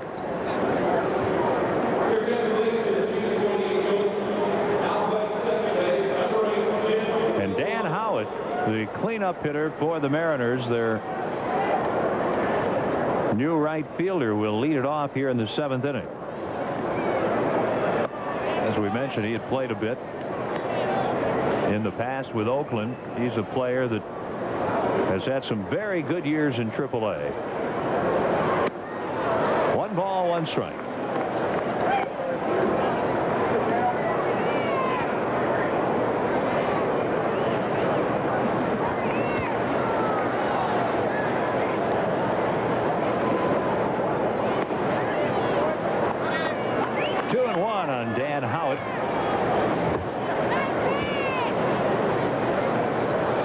Out is 6'5" tall, and he takes the pitch, and the count goes to 3-1. Played a little bit late last season with Seattle also. Young man who played college ball at Michigan State and also a bit at Cal State Fullerton, and he draws a walk leading off here in the 7th inning against Phil Leftwich, and Leftwich walks his first man of the night. He has given up only 3 hits. Well, be sure to tune in this Saturday. Great football action as Prime Ticket goes to the Northwest. They'll bring you the Pac-10 game of the week. Oregon State against Washington State, live at 3:30. Pac-10 football. It's on Prime Ticket Sports, L.A. style. Dave Magadan, the hitter. He's grounded out and flied out tonight for the Mariners. Snow plays behind Howard at first. They don't worry about him. That pitch is a bit low. I think Leftwich wanted it. 2-0. Bill Leftwich. His first major league win was at Seattle. August the 15th. He went 7 innings in that one. He's trying to beat the Mariners for the 2nd time. There's a strike. 2-1.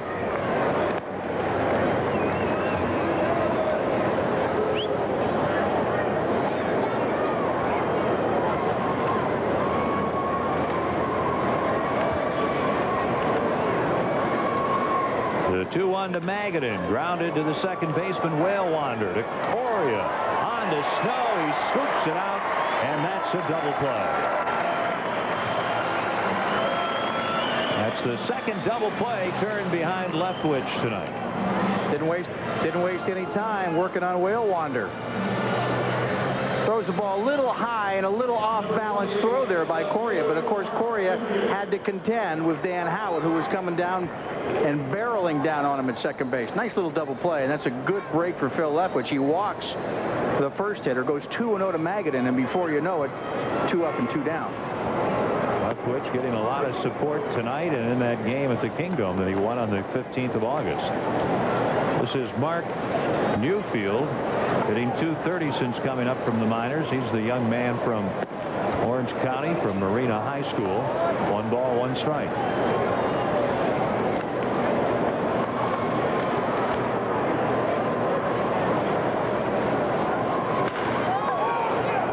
The roller to Coria. On to first, that retires the side. 7th inning stretch time at the Big A. 10-1, the Angels lead it, and before the game, our Alan Massengale had an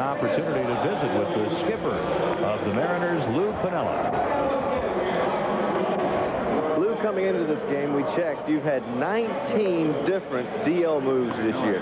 That's unbelievable. We had a lot, we really had. And what's really hurt us more than anything else is that a good portion of them have been for long periods of time to very key people. I'm talking about guys like Bosio and Fleming and Charlton and Tino Martinez and Edgar Martinez. So it hasn't helped. But one thing it has done is that we've seen a lot of kids here. We've had 18 rookies here so far this year, and we've gotten a chance to evaluate our system. And you're still on pace. If you can go 500 the rest of the way to have the best season ever for the Mariners, that's got to make you feel good. Well, this team has endured. They've played well. They've grown to, they've come together pretty well, and you know, they play hard on the field, and we've had a lot of young kids up here that have brought some enthusiasm. Our older veteran players have provided good leadership, and you know, I've got to be pleased. I don't like to tell the players that, but we'd like to finish the season well. We got 18 games to go. I think we got 74 wins. We're in contention for second place or third place in this division. We've got Texas and California coming in to our home ballpark next homestand. Then we go on to Chicago, so we'll see what happens. But yeah, I'm pleased. You look like you're having fun, Lou. Good luck to you. Thank you very much. Well, it's been a pretty even keel this season for the Mariners. Their sale has been right around 500 all year, Ken. Yeah, we have talked about that so many times this year, the fact that they go back and forth and back and forth, and they have never really busted loose of 500. Right now, the team, with a good September, 4 games over 500. I doubt they have been any higher than that all season long. And the Mariners themselves are trying to finish with the best record in franchise history. That occurred back in 1991 under Jimmy Lefebvre. They were 4 games over 500 at the end of the season at 83 and 79. I think Lou would like to do a little better. Well, a new pitcher for Seattle, their 4th pitcher of the night. And it is the veteran Jeff Nelson in his 62nd game. He's 5-3 with 1 save and a 4.3 ERA. And he is going to work to a pinch hitter here. Greg Myers is going to pinch hit for Chris Turner, leading off here in the 7th inning. Yes, indeed. Welcome to Chandler. Chandler, Arizona, Compadres Stadium. Hi, everybody. We got everybody in this game. Nelson works to Myers. He hits the ball a ton. Right center field. Howard and Sasser. It is out of here. 1 pitch. 2 new players. Welcome to the game. Nelson gives up the bomb. Myers hits the Angels' 3rd home run of this game. And for Greg Myers, that is home run number 7, the 2nd home run that he has hit as a pinch hitter.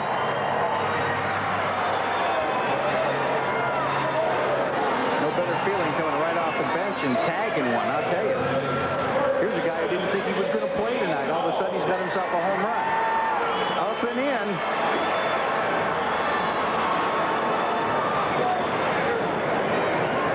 You might wonder why Sasser was in right and Howard in center. Well, they've made some defensive changes going into the 7th. Dan Howard moving from right field to center. Ken Griffey Jr. leading the game. Mackie Sasser is playing right now for Seattle, who trail in this one 11-1. And the batter is J.T. Snow, and he smokes one up the middle. And J.T. has his 3rd hit of the night. So he came in hitless in his last 19 at-bats, and he is 3 for 4. You know, JT did something today that he really hasn't done a whole lot of all season long. He came out, he worked with Rod Carew one-on-one early batting practice. 3 base hits. So he's got to be feeling a little better right now. Jim Whalewander, who came in the game in the top of the inning to play second base, is up there. He grounds the ball to Vizquel. Over to Turang. On to first to Magadan. Not in time. They cut down Snow, and that's the first out here in the Angels' 7th.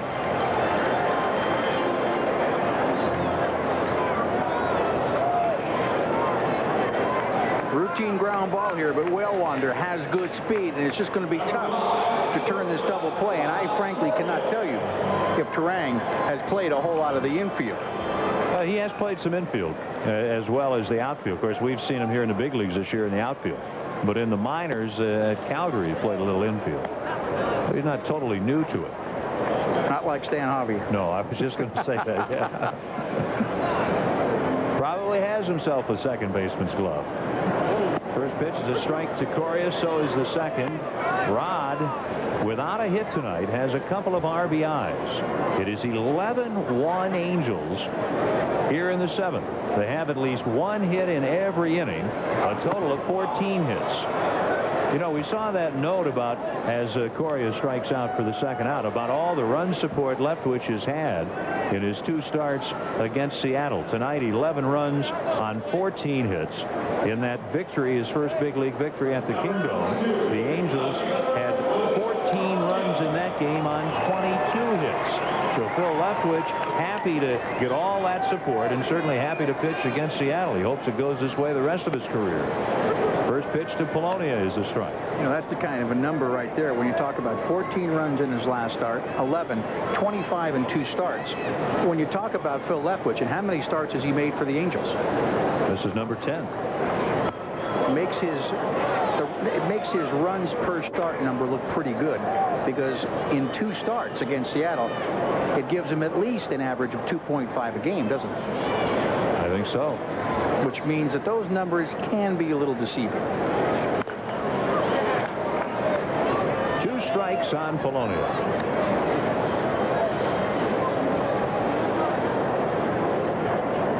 I see you've tried to get something else into this game. We've had players galore coming in, all sorts of substitutions, and now late in the season you were trying to slip one of those gooey cinnamon nut buns into our booth. Well, it was a present. It was a present from a friend, and I feel obligated to take a bite or two. You know I don't want to.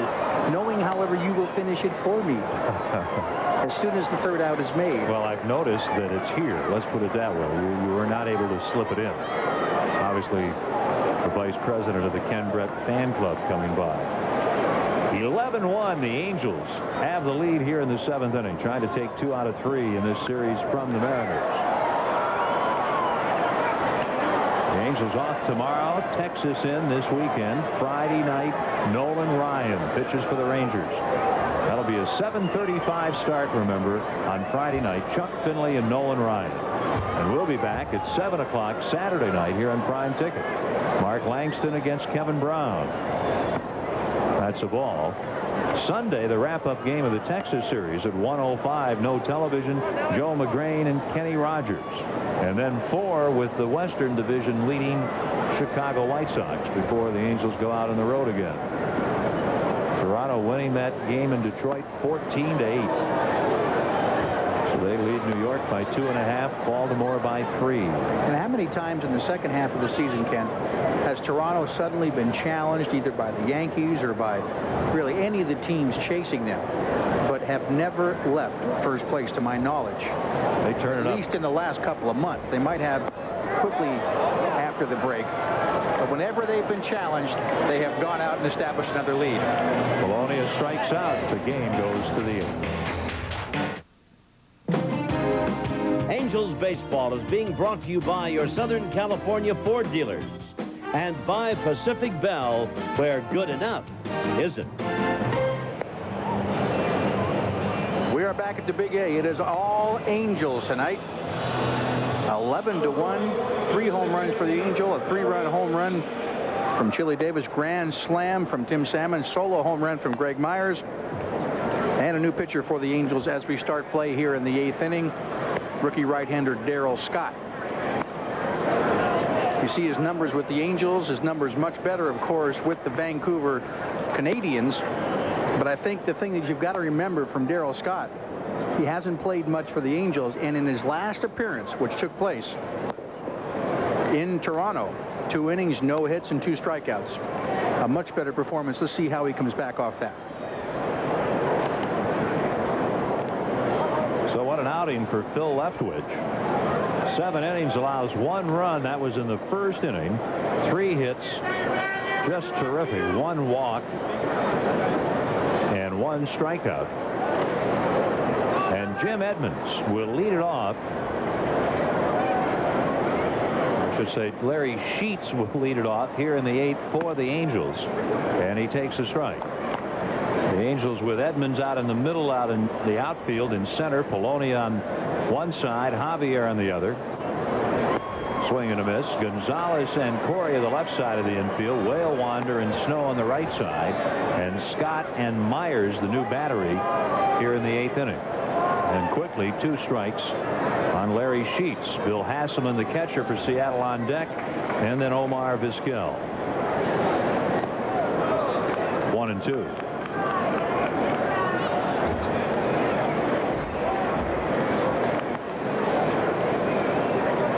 Sheets a couple of years ago played in Japan. You remember Larry with Baltimore.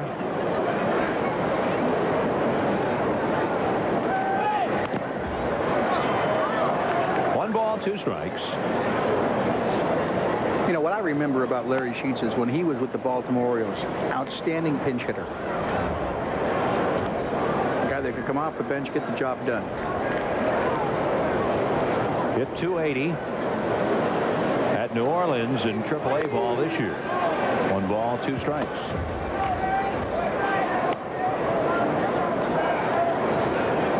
The Mariners a pretty good road trip, 5-3.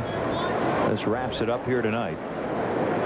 They won 1, lost 2 in Baltimore, and then swept the 3-game series at Milwaukee. And of course split the first 2 here with a 10-1 win Monday night. And then the Mariners trounced last night by the Angels 9-2. And Seattle being trounced by the Angels tonight 11-1. Seattle has not had a hit since the 3rd inning. J.T. Snow snags this grounder, goes to the bag, and that's 1 out. Let's go now and check in with our pal, Alan Massengate.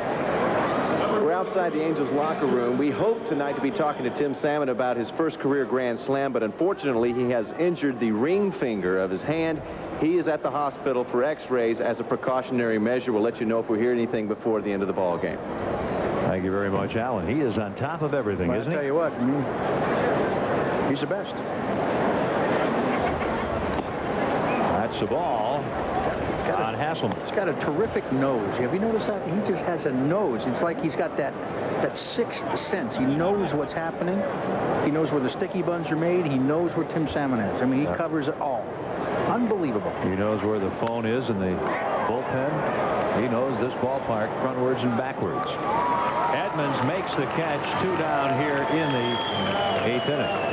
And he even appears on Press Box. After the game, stay tuned. Prime Ticket has it all. The scoops, the scores, the highlights, and the interviews. Press Box Sports News nightly at 10. Only here on Prime Ticket Sports, L.A. style. Omar Vizquel, the Seattle shortstop, with 2 outs, nobody on in the 8th.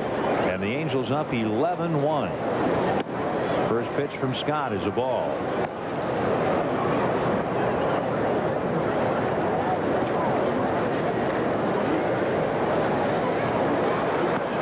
That's a strike, 1-1.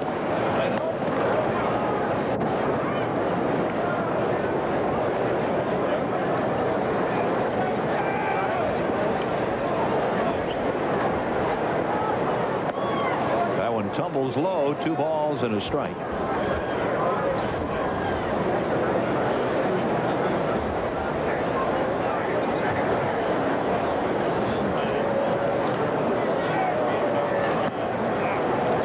And a strike.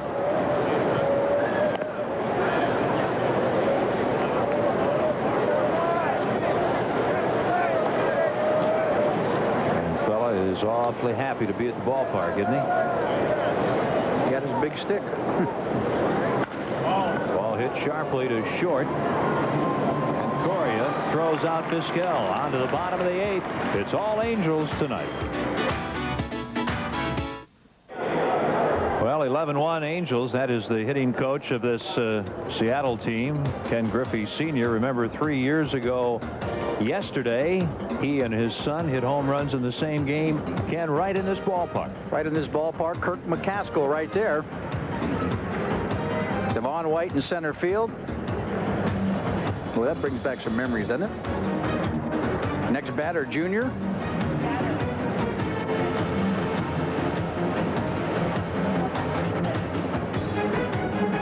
You know what I notice most about those 2 home runs is how much the ivy has grown out in left center field in the last 3 years. That's right. Most career home runs among father-son duos. Of course, Bobby and Barry Bonds lead the way by plenty over the Berras and the Bells and the Perez's. You could see that Perez total go up quite a bit if Eduardo develops as the Angels hope. How about the brother combination has the most home runs? I'm sure you know the answer, but it is a little bit of a tricky answer. This is Jim Edmonds leading off here in the 8th. You come up with the darndest, trickiest things. 1 ball and 2 strikes. How about Eric King? Started the year in the California League this year, playing for Riverside. Went from A to AA, finds himself in the big leagues in September. Not a bad year. A, AA, big leagues 1 year. Covering them all. So we have now seen 5 Seattle pitchers. 1 ball, 2 strikes. You see the kind of swings right there that Edmonds is getting off King. And I have the sneaking suspicion he can be very tough on left-handers. You just look at the motion he gives you as a left-hander. That sweeping delivery. He is a University of Oklahoma product, and he gets ripped. Just what I said. Ted Hendry, the umpire, almost gets hit by that shot off the bat of Edmonds, and Jim Edmonds, in his 5th major league game, has 3 hits.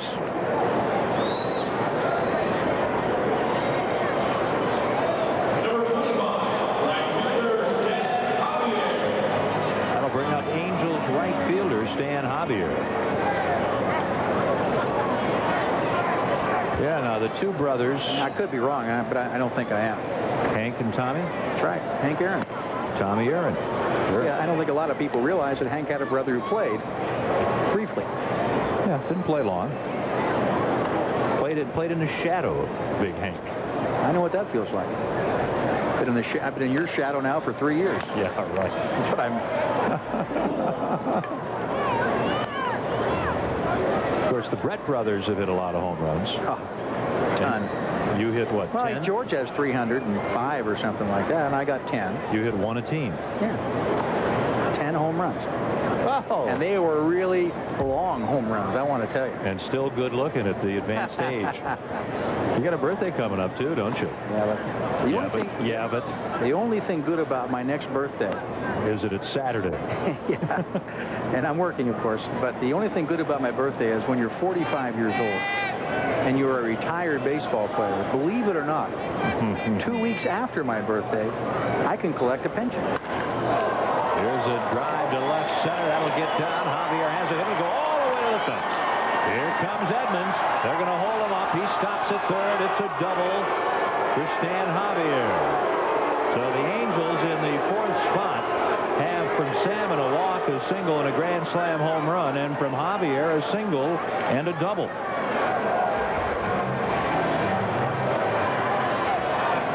And that's 16 hits tonight for the Angels. Well, happy birthday. We'll, of course, remember and have the big celebration during the telecast Saturday, but we are happy to know that you'll be even richer 2 weeks from Saturday. Not collecting the pension at 45. Going to wait a little bit longer.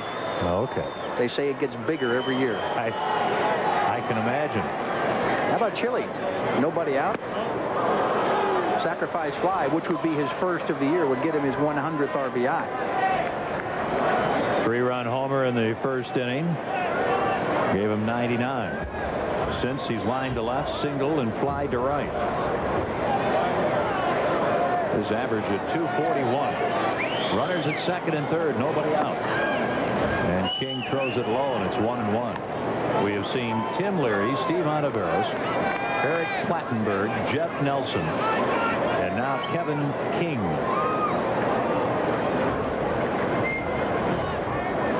The 24-year-old 6'4" lefty. 1 ball, 2 strikes.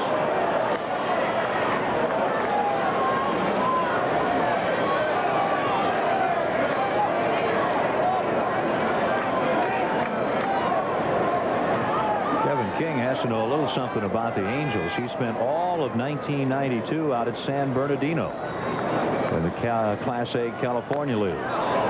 1-2.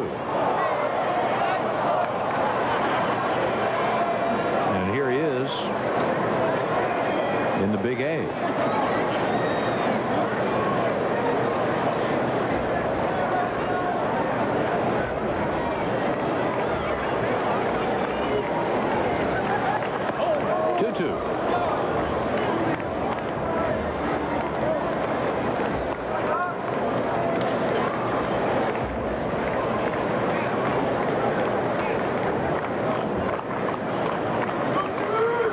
Edmonds at third, Javier at second, nobody out in the eighth.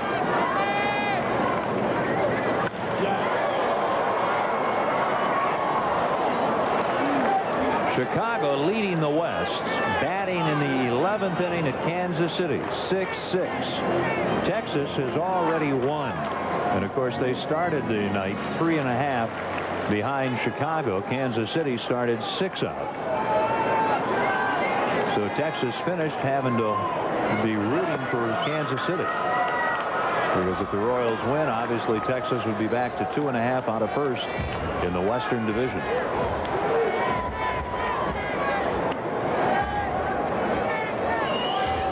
Incidentally, Oakland beat Minnesota. They've moved to within a game of the Twins. There's a high drive to center. It's got a lot of carry. Howard back. He's got a lot of height. He leaps. It is gone. Give another home run to Chili Davis. His second home run of the night. His second 3-run homer. A 6 RBI game. And on the season, 102 RBIs for Chili Davis. And already one of the bullpen pitchers going out to get that baseball.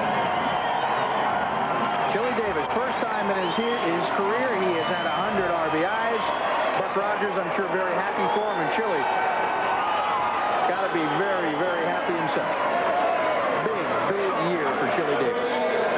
His 24th home run. What a year. There's Gonzalez, a fly to left center. Dan Howard is there. He has it, and that's the first out in the Angels' 8th inning. The Angels lead 14-1. Take a look at it. 3-2 pitch. Just watch the response here. He knows he's got the sacrifice fly. Knows he's got the 100th RBI. Now he's got 102. And I'm sure Dan Howard not used to playing a whole lot of center field. The batter is Greg Myers. He takes a ball. 14-1. All Angels tonight. This grounder is foul. 1 ball, 1 strike on Myers, who stepped up leading off last inning. Pinch hitting for Chris Turner against Jeff Nelson, and deposited the first pitch over the fence in right center. 4 home runs tonight for the Angels. 1-2.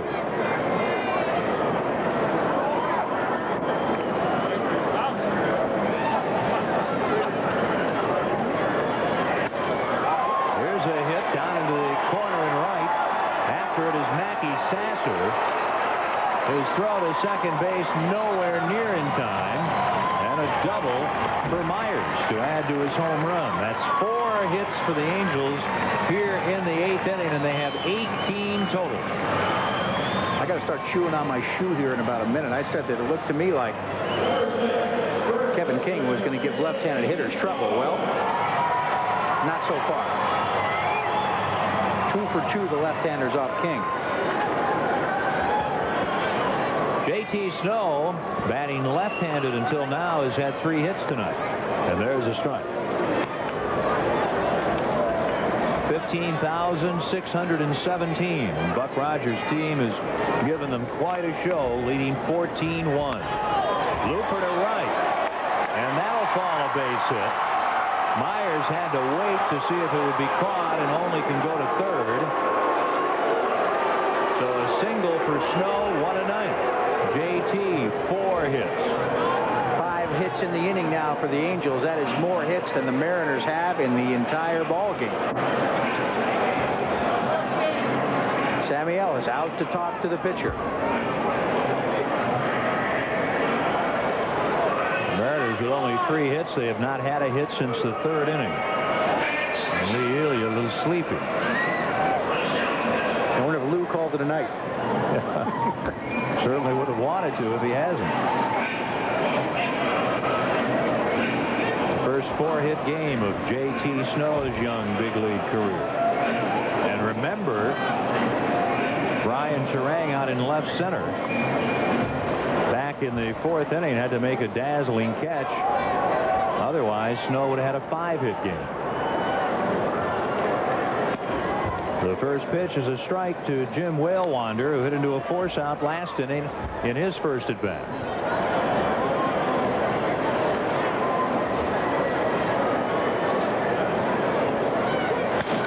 Fly ball to right. Mackey Sasser. He'll make the catch. Tagging at third is Myers. He's headed home. The throw, not in time. 15-1. Whalewander, a sacrifice fly. Remaining at first is Snow.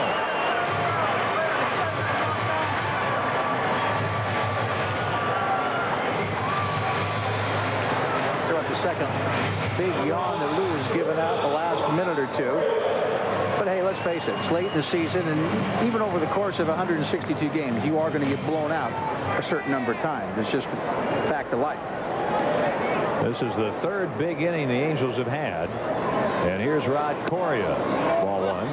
They scored 4 in the first, 5 in the 4th, and now 4 here in the 8th. And it is 15-1.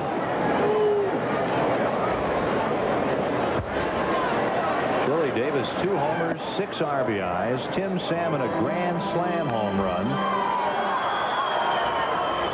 And also a home run from Greg Myers. And, of course, a 4-hit night for J.T. Snow, who's at first with 2 outs in the 8th. And it is 3-0.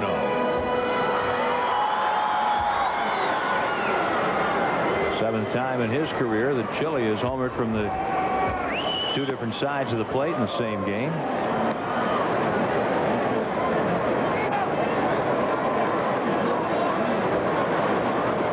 Kevin King on the mound here in the 8th inning.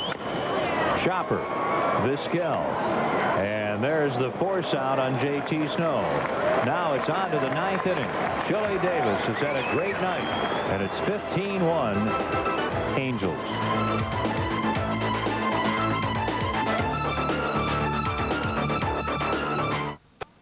Angels baseball is brought to you by 1-800-CAR-SEARCH. Looking for the right used car or truck?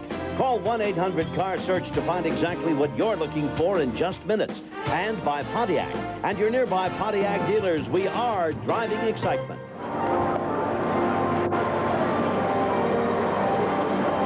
Steve Fry comes in the game, Ken. He becomes the 3rd Angels pitcher. It's the 9th in a 14-run lead. Steve Fry just coming in to get an inning's worth of work here, nothing more than that. Leftwich went 7, pitched very well, gave up 3 hits a run. Darryl Scott a perfect 8th, and they're going to turn it over to Fry here. Obviously, this is not a save situation, and the number's on Steve Fry.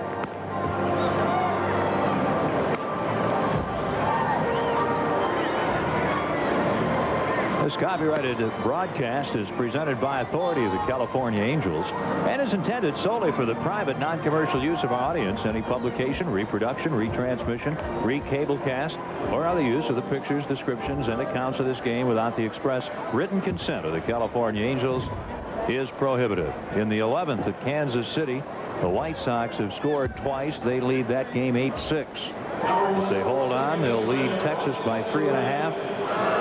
Kansas City by 7 and Seattle by 8. Of course, that's if Seattle loses here. Brian Turang, the second baseman, who's 2 for 3 leading off, but he takes a ball. Greg Litton will follow. And then Mackey Sasser due up.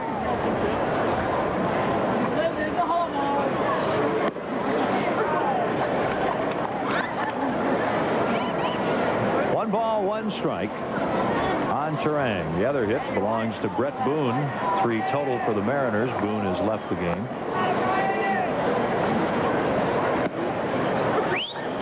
One and 2.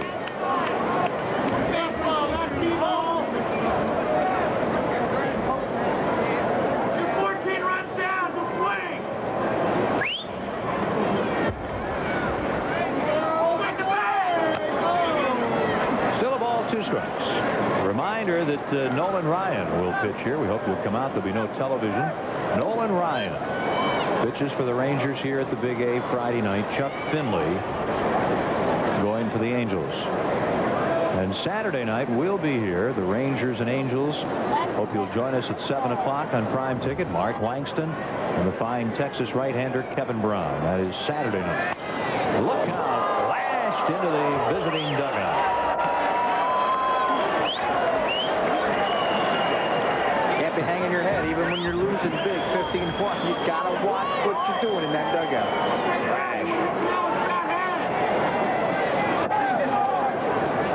Yeah, almost got me. That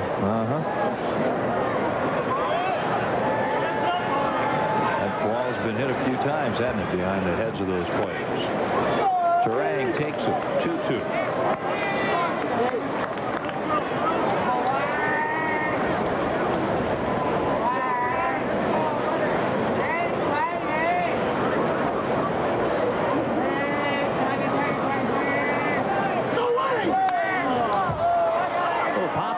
Shallow right, and it's Javier, the right fielder, to make the catch. 1 out here in the Seattle 9th inning.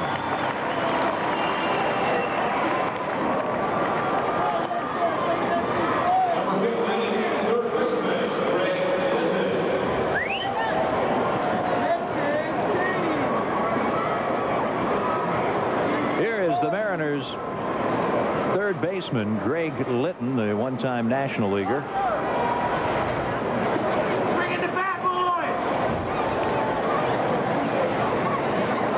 Hitting 305 this season. And he fouls it off the mask of plate umpire Terry Kraft.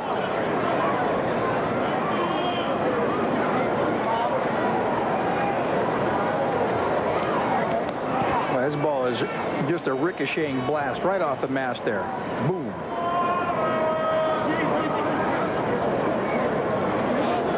You see the mask on the inside got that cushion, of course. Didn't have the cushion, he would not be very happy right now. Edmonds out of center field, and they're 2 down in the ninth.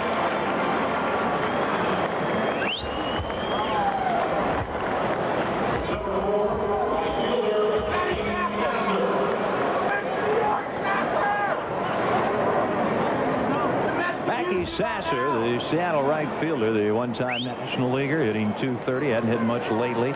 1 home run with Seattle. They're down to their final out. They trail the Angels 15-1. Out of play, 1 strike.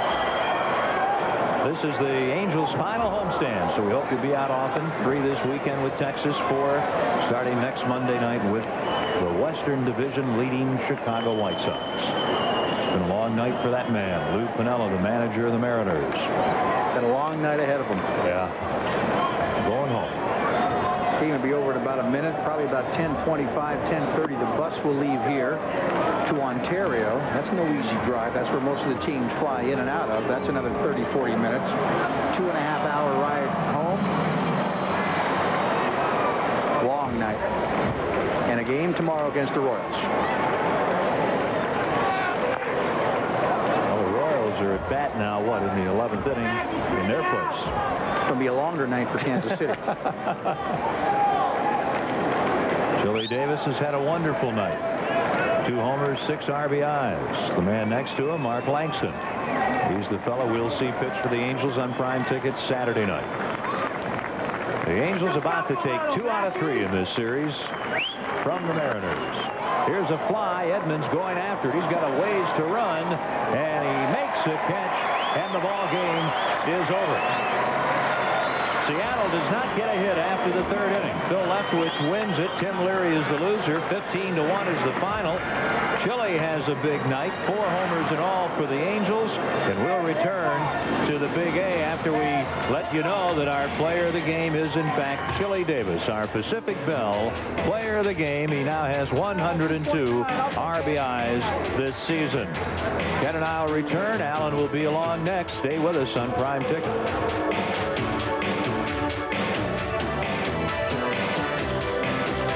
I really wanted that 4x4, but I had to sell my car first. So I called 1-800-CAR-SEARCH, sold like that. 1-800-CAR-SEARCH. One price, one time. I tried the newspapers. Called 1-800-CAR-SEARCH, sold it fast. Every day, thousands of used car buyers call 1-800-CAR-SEARCH because we fax or mail them a free custom list of exactly what they're looking for. Dial 1-800-CAR-SEARCH to advertise your car for just $29.95, good until it sells. Anybody who doesn't use 1-800-CAR-SEARCH is crazy. Pontiac is proud to present your basic car commercial.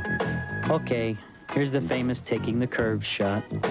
Ooh, here's the sexy slow-mo shot. This is where we show the product name 3 times. And here's the amazing limited time offer. $1,000 cash back until September 22nd. And finally, the slogan. Pontiac, basic commercials, not your basic car. If Tony Passanisi ran his business like a TV private eye, he'd be out of business. While investigating insurance fraud, he must be accessible to his clients at all times. Pacific Bell made that possible by customizing his Syntrex system so it works with his voicemail, and by offering a Pacific Bell calling card that works at virtually any phone. It seems they're both pursuing a similar standard.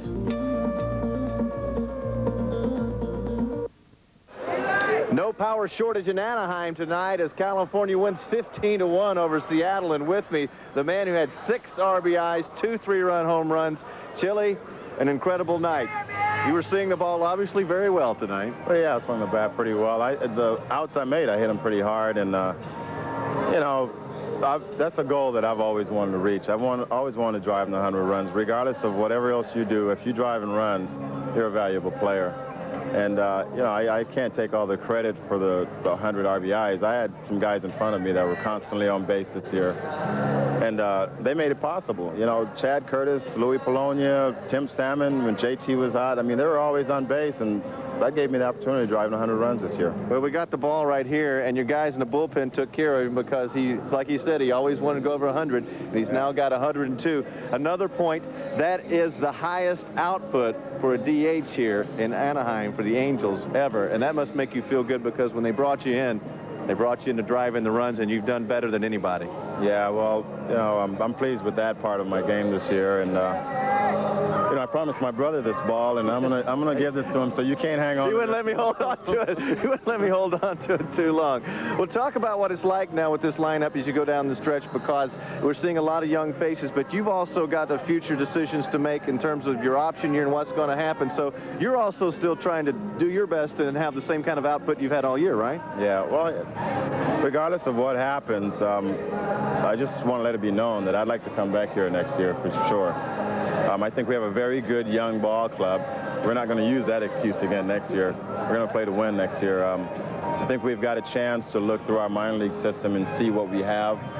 Now we have a better idea who we want up here, who can play up here for us. And if there are any moves to be made, we have guys available to make deals with if we need to do that. But we have a very strong young nucleus, and we have some veterans in our pitching staff that can pitch and will win games for you.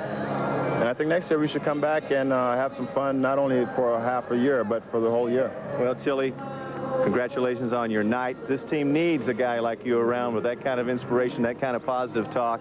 And I know you'll remember this night for a long time. We're glad it happened on Prime Ticket. Thanks, Alan. Okay, Chili. Chili Davis, 6 RBIs, 2 3-run homers. The fans are still standing around here, even though the team has been long out of contention, but they still want to say thanks to Chili Davis for what they saw tonight.